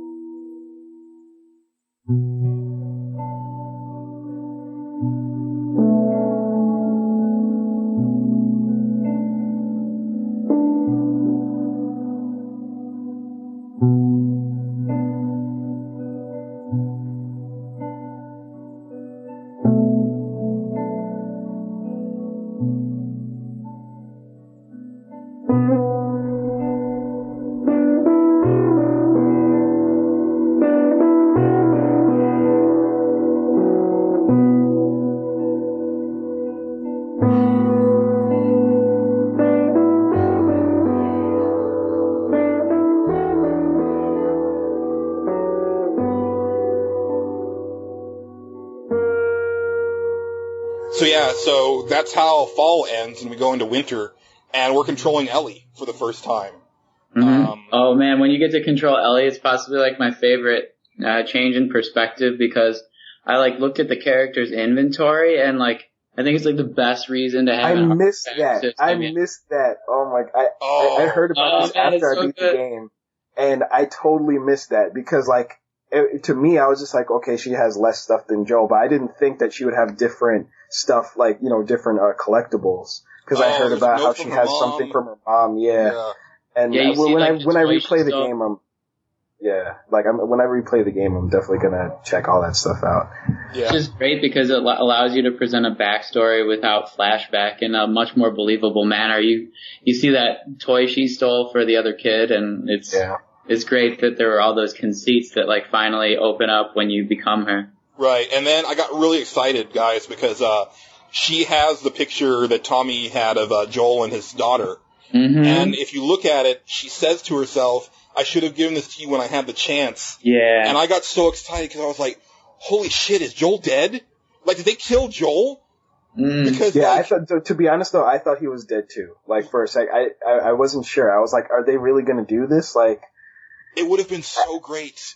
But that's like the unknown, the fear of the unknown that you would only get if you only saw her perspective. And it's great that they didn't make you omniscient there because it made you feel even more. Right. And I thought, like, they were about to go into, like, the ballsiest territory ever, where they kill the main character and then, you know, you're just controlling Ellie. And I figured, like, well, she'll probably hook up with somebody else to take her the rest of the way at some point. But just the thought of her having to do it on her own for the rest of the game was really appealing to me. And obviously there's a ton of reasons why that wouldn't have worked. But I got really excited for a little bit because I was thinking, this is the most, like, groundbreaking story I've ever played in a video game. I do want to say some just random thing before we, delve into that facts. Like, remember earlier I said that there was some things that reminded me of Tomb Raider, and besides the rebar, that scene where you're playing as Ellie doing the hunting was also reminiscent of that Tomb Raider experience as well, just because you're doing the same thing at the beginning. After, I don't know if it was after or before, but it's definitely that kind of thing, and I don't know why it was just happened to be so similar, that those two sequences that were back to back, but right. Either way, regardless of how similar they were, because Tomb Raider was a great game, this is a great game as well, but it was kind of crazy, because I'm thinking, like, did they really kill him? Like, am I going to be playing as her? Because I was ready to play as her the whole time, but at the same time I had a denial, because I was like, I didn't get to max him out yet, and why would they let you upgrade Joel if you're not going to be able to finish this tree? And I was like, I lost all my stuff. Like, I really had no idea. But the thing is, I think for me, I wouldn't have minded if Joel was dead. Like, I think that would have been a really interesting and, like you said, revolutionary way to handle the story. But at the same time, I was kind of hoping that Joel would still be there, just so, I feel a little bit more powerful again. Because interestingly enough, even though they play different, like you have a different feeling of power when you're playing as Joel versus her, because Joel obviously has more brute strength, and she, is a little bit more, frail, and she kind of it takes her a little bit longer to do her melee kills versus Joel's, or at least that's how it felt to me. Like, I felt like I had to approach certain combat situations a bit differently, but, Yeah, I just didn't really try to melee kill that many people because I didn't like it. I just tried to get past it since you only had to press square all that time. It, like you said maybe an hour earlier, Julian, I think it should have evolved a little more because it was just pressing one button over and over again if you got in the right place. Right.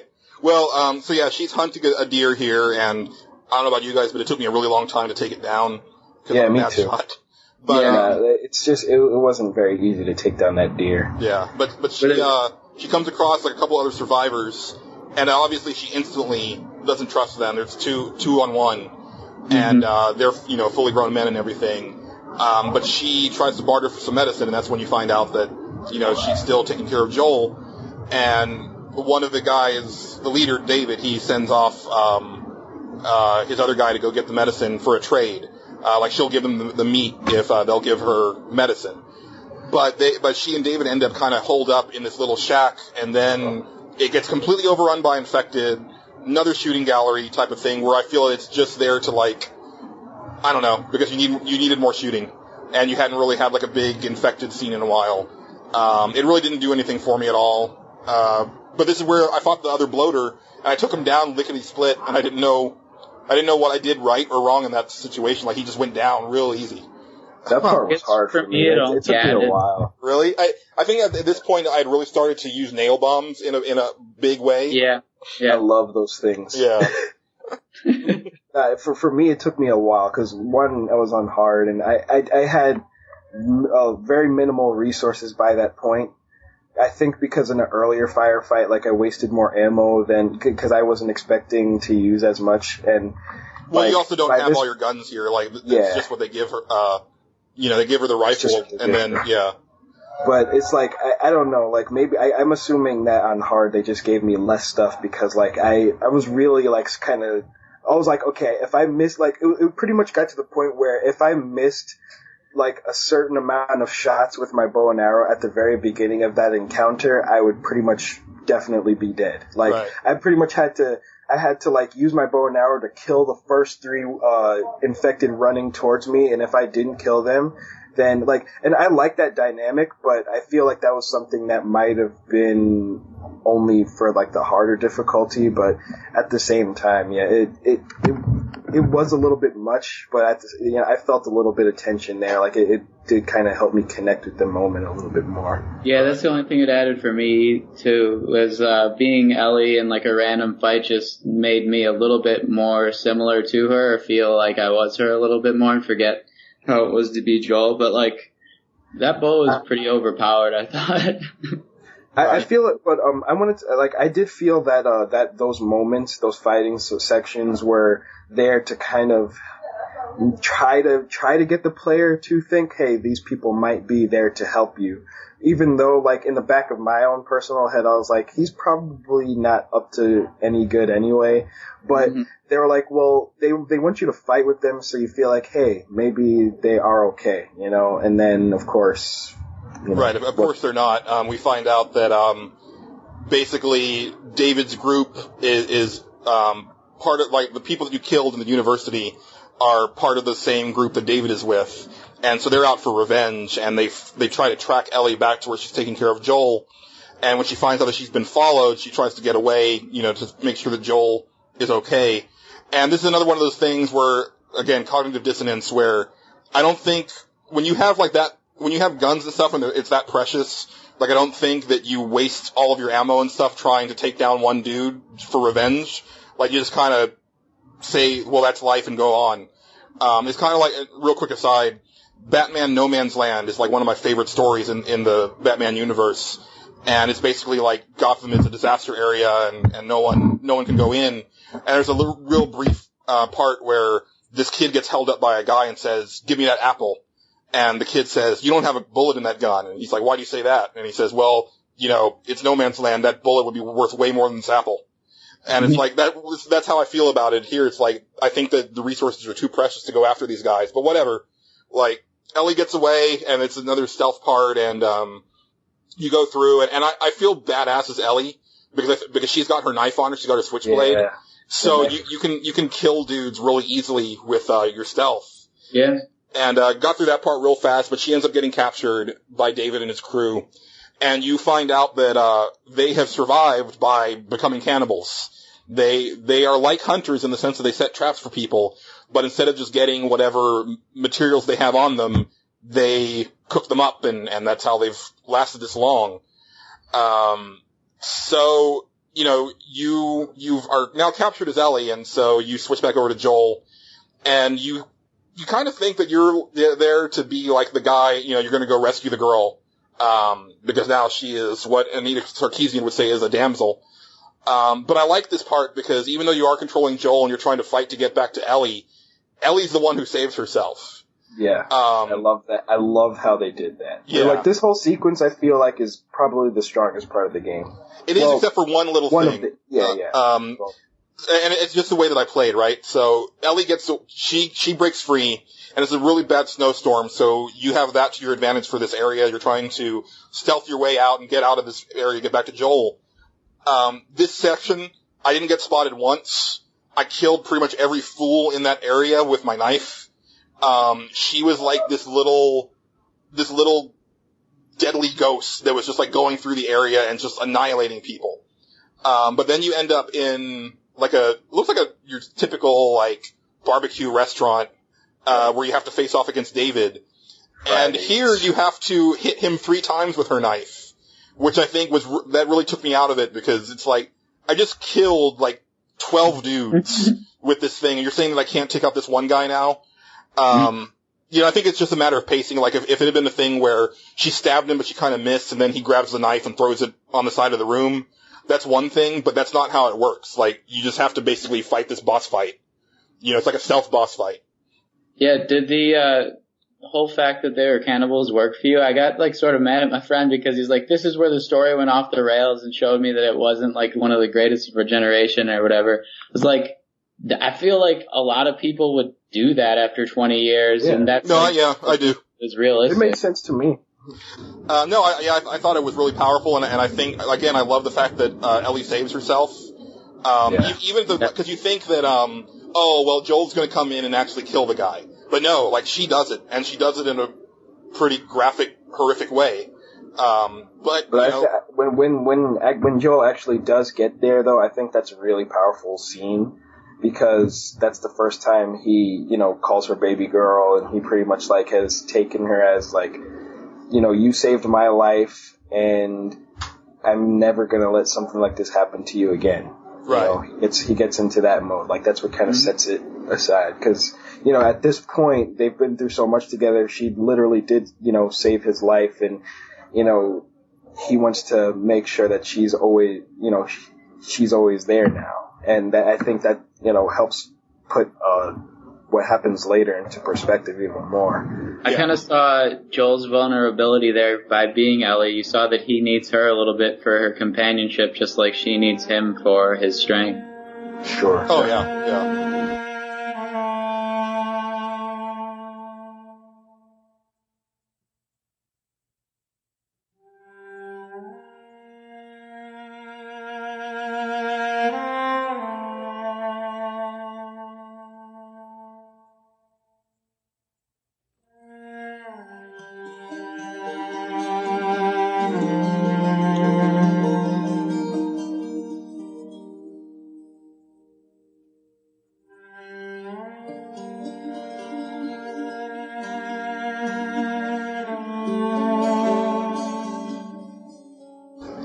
So yeah, that wraps up winter, and we move into spring, where, you know, they are now in Utah, or in Salt Lake City, which is where the Fireflies are supposed to be conducting their research still, and where hopefully Ellie can be, you know, used to try and basically cure the infection, because the way to cure the infection is in her blood somehow, because she's the only person that anybody's encountered that is immune. So, you know, this area is pretty brief. You get a little more story parts where Joel is kind of explaining, you know, how clueless people were when the outbreak started, and how people really thought that things were going to be okay. Is this where you get that small scene where, like, pretty much Ellie's a little bit, you know, she seems kind of distant, and she's all by herself, and she's quiet, and she's realizing that, you know, soon they're gonna find these, you know, the Fireflies, and their journey's gonna kind of come to an end. Yeah. You know, she kind of has that, I'm not, like, you know, just really, really distant moment, but you're trying to, like, you could see Joel trying to actually get close to her, but she's kind of pulling away. And then, of course, that's when you see the giraffes, and that whole scene is magnificent. Like, yeah. She sees the pet. She pets the animal. She's like, it's so fucking cool. Yeah, and also, gaze. And I took a picture of that moment, like when they're just standing over the balcony looking. Like, I was like, this is too beautiful, and I took a picture on my phone, because I was like, you know, it was just one of those things. I kind of left it there for a while, because I was like, I know that this is the calm before the storm moment. Like, you know, because after you play enough games, you could tell, like, okay, this is that one beautiful moment before everything just goes to hell. Right, and Joel does tell her that, you know, they can go back if she wants, but she says no, like, it can't have been for nothing. Like, you know, we need to, if I can save people, I want to save people. Yep. And, you know, it's right around this point where you do your last encounter with the infected, and like me and Patrick were saying, like, this was like a really simple spot. It was like, it may as well have not even been there, to be perfectly honest. It was that simple. Yeah. It was hard. Well, for me, it was hard. But for you guys, it was simple. But for me, like, I was literally, like, struggling. I had to bust out the flamethrower, and it was... Oh, man, the flamethrower, like, yeah, that... It was tough. Cause I was trying to sneak, but like I said, I guess I might have been getting a little impatient, but I felt like I just couldn't sneak past them. Maybe I was doing it wrong, but don't get me wrong, there were certain sections where I was able to sneak and avoid a fight, but this one I felt compelled to just kill them. I snuck around the ones that I could, but there was a few at the end where I felt I had to kill them, and I felt like I had to kill those two guys because there's no way I can sneak past. Maybe it was just me. It might have been that it's just tougher on hard, it was but tough. yeah, I mean, I think I strangled 2 guys and I used 2 shivs and I was done. Yeah. I didn't even use a shiv. I just had upgraded my smoke bombs to have a big radius, and I threw one down and got past a bunch of them, and I just kept running for the exit, and that's all I had to do. All right, so yeah, we're actually getting up to the end. So Joel turns over Ellie. Oh no, I'm sorry, that's not right. They get through this area and they almost drown, and end up encountering some fireflies, and the fireflies don't know who Joel and Ellie are. They knock out Joel, and then he wakes up in the hospital. Ellie's not around, and Marlene is there, and she says that Ellie is in surgery, and it turns out that in order for them to try to get to the bottom of her immunity, she's going to have to die because it's in her brain, and they can't do anything. They have to look at her brain, and they can't do that without removing it, basically. I don't know about you, but maybe it was because I was too engrossed in the gameplay or the story, but I did not see this turn of events coming. I think I figured that she might have to die, but yeah, I don't know. I can't remember how I felt going into this. It might have come as a shock to me too. But yeah, so they escort Joel out of the building, but he's not having it. He's kind of at the end of his rope by this point, and he goes into Joel Rambo mode, is what I call it. He takes out the guy escorting him really easily, and you try to fight your way to Ellie. And I gotta say, guys, for all of my complaining about the combat and everything, this is probably where everything clicked in just the perfect way for me, where I just kind of annihilated these fools. Yeah. Using my stealth and my bow, and taking guys out close up and everything. I felt really empowered, and I was yeah, I'm doing this and everything. I haven't alerted anybody. And then I found out that, they just kind of endlessly respawn. And that was a real big bummer. Cause I cleared out the room, and then just a bunch more come in, and basically you have to just get through the hallway and close the door, and then you're done. Yeah. Silly. Yeah, I don't know. I thought that was kind of... I had a hard time. Again, it could have been because of the difficulty, but, I enjoyed the challenge. It didn't feel, unfair to me. I felt like I just had to manage my resources properly, and, eventually I did get through, but I really was at that very last part where you have to get through the door. I was like, okay, I really just need to at least get by these couple of people, and then I can at least just get through this door, and then I'll be alright. Yeah, I'm surprised you said that it kind of clicked for you, Julian, because I thought this is where you would say it would go off the rails again, since there were so many guys and you could kind of just run through them all. For me, yeah, that part, I was scouting the area, and then I was wait, this is the end, I'm done. Yeah, the fact that they endlessly respawn and you basically just have to get through the door really bothered me, because if I had known that going in, I would have just killed the first couple guys, thrown some smoke bombs, and run for it. Yeah, I just did that on instinct. I felt that I needed to play it smarter than that, because I really felt that, okay, these guys know that I'm here, but they don't know where I am. Once I take them out, I can get to Ellie, but that's not what it is. And so then in the next area, I kind of just did that. I tried to stealth it, I got spotted, I killed a couple guys, threw a smoke bomb, and just ran for the door. and got to Ellie, which that really kind of breaks the immersion for me, because it's they still know I'm here. Yeah. It's just a door. It's not like it's barricaded or anything. But here, we might differ here, but this is where I feel that, I feel kind of like this game the way that I feel about Spec Ops The Line, in the sense that I don't feel good playing this character, because I don't feel that he's a good person. But it's at this point when I decide that Joel isn't just a good person, he's a horrible person. Because not only does he doom mankind, but, like, the only people standing between you and Ellie on the operating table is a doctor, who is probably pretty valuable in the apocalypse. And instead of, just pushing him aside, you either shoot him or you stab him with his, scalpel. And I don't know, I just felt like it was completely uncalled for, I don't know. Well, I do feel like, I can kind of empathize, but at the same time, yeah, like when I, especially after I did this scene, I felt like kind of a madman, and I really felt a little bit of a disconnect with the character. But when I say disconnect in a good way, it's not like the character became more unbelievable. It's just I couldn't really believe what I had kind of been forced to do. And to be honest, in my stupor while playing this scene, I felt obligated to shoot all of the doctors. Oh, dude.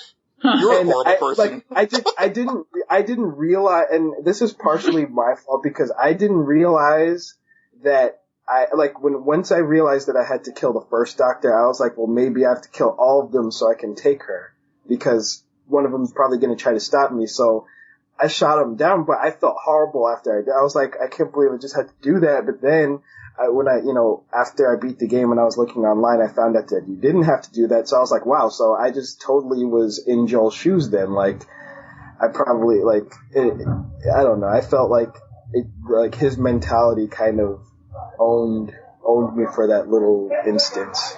Yeah, I didn't even want to kill the one doctor. Like, I was trying to just push him out the side, and then it's like, there's a scalpel, and that's in his throat now. That's a really good way to handle things, Joel. Yeah, like, for me, honestly, like, when I was walking, I was like, I'm just gonna walk to her and just take her.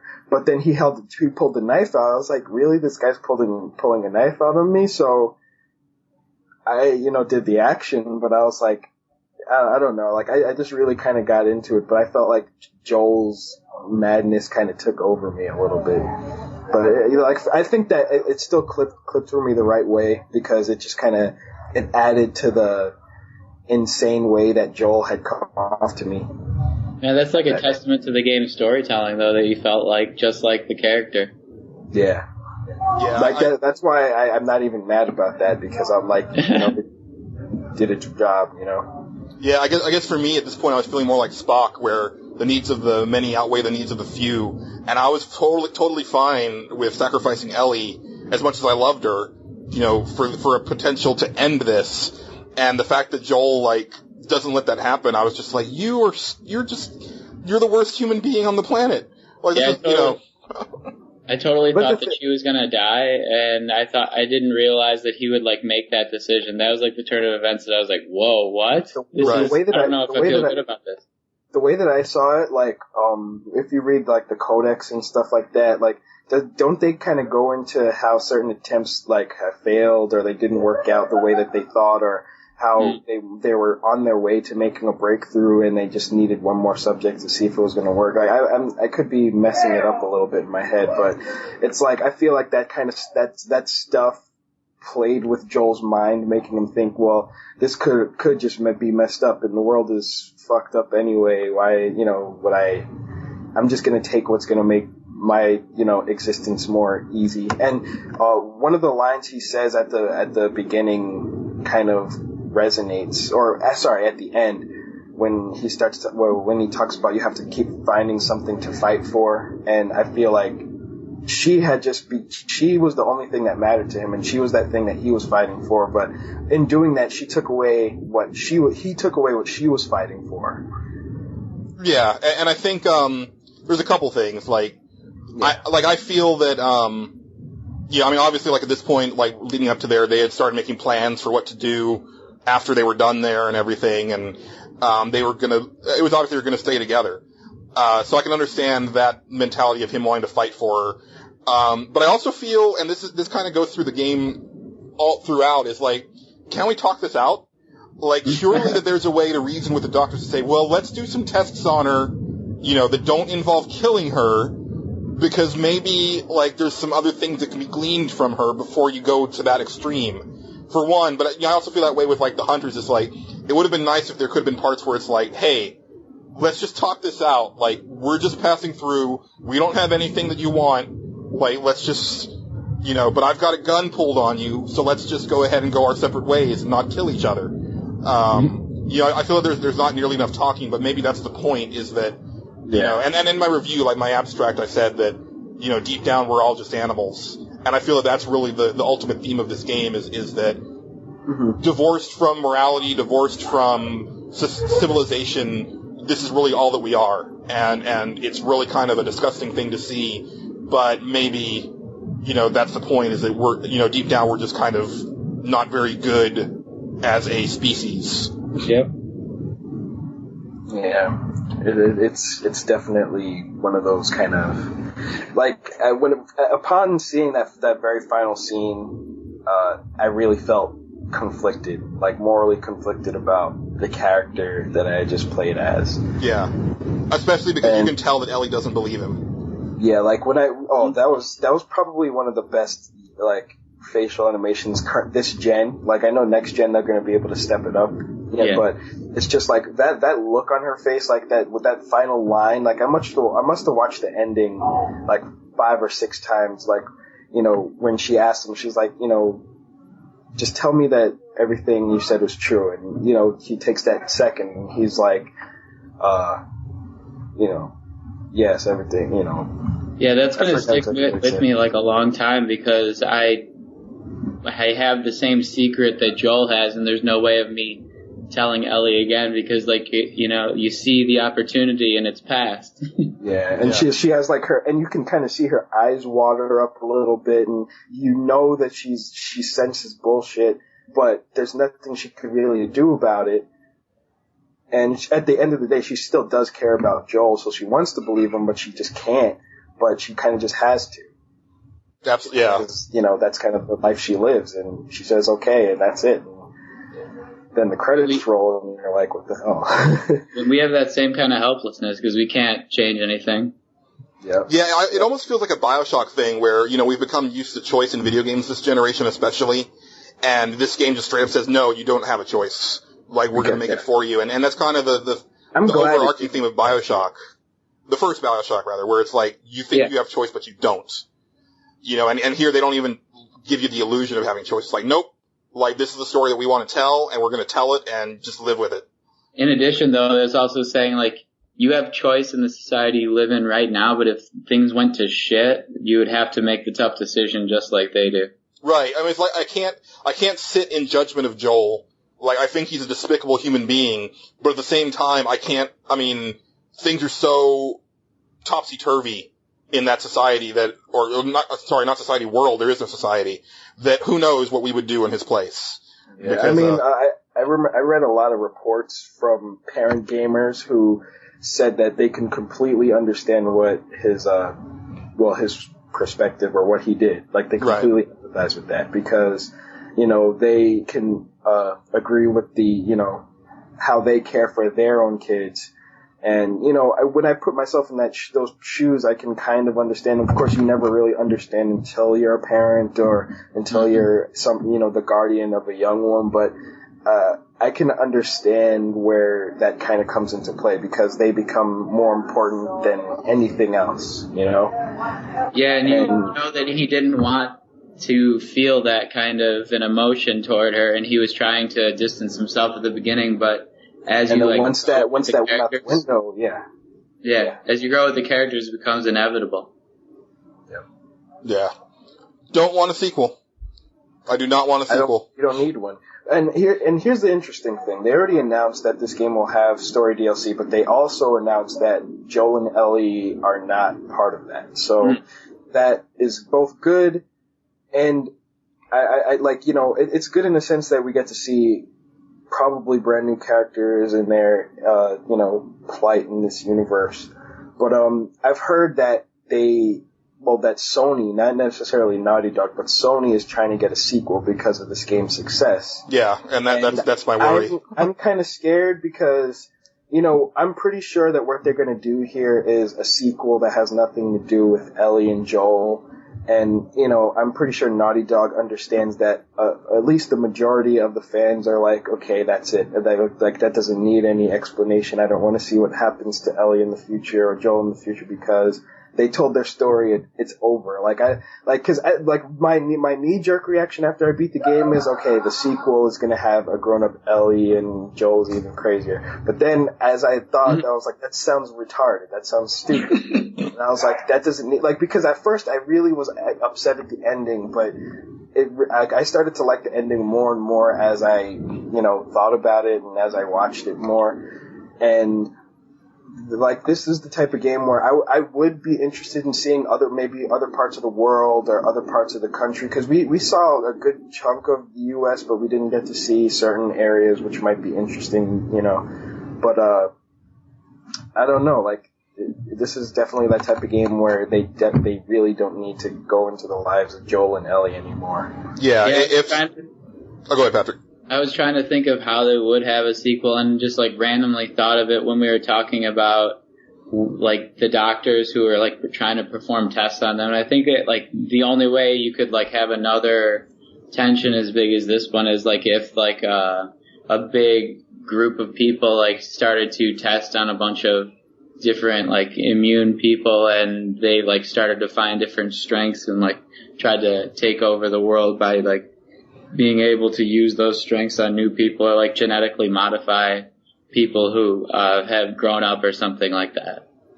Yeah, I mean, I think for me, I definitely don't want to see more of Joel and Ellie. Like, if there is a sequel, which, you know, like you were saying, JD, like, Sony wants to push one through because this game is selling really, really well. Yeah, I'd rather see, like, something in, like, on the other side of the world. Like, let's see how, you know, the UK or China is dealing with it. That's probably the only way that I'd really be interested. Because I really do feel that this is like Naughty Dog's reward for making, you know, 3 really successful Uncharted games this generation. Is, hey, you guys get to make like this really interesting one-off that speaks to you personally. You know, and I think I've said this before on Nerds Without Pants, but it's like Christopher Nolan, who made Batman Begins and then The Dark Knight, and then he was allowed to make Inception, which he never would have been able to do if he hadn't made Batman Begins and The Dark Knight. You know, that was kind of his reward. He got to make this really thoughtful piece of cinema that Warner Brothers probably wouldn't have okayed if he hadn't made them so much money by that point. So yeah, to me it's like, okay, now Naughty Dog, like, go make your PS4 games, make sure that those are successful, and then give me another really interesting, you know, art piece later on that you did as your reward for being successful next generation.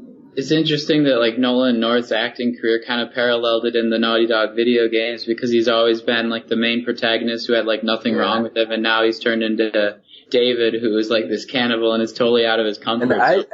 And at first I had no idea that was him. Yeah. And that's a testament to his skills because, you know. I actually, I have a really hard time picturing I have a hard time picking out Nolan North's voice because I didn't play the Uncharted games.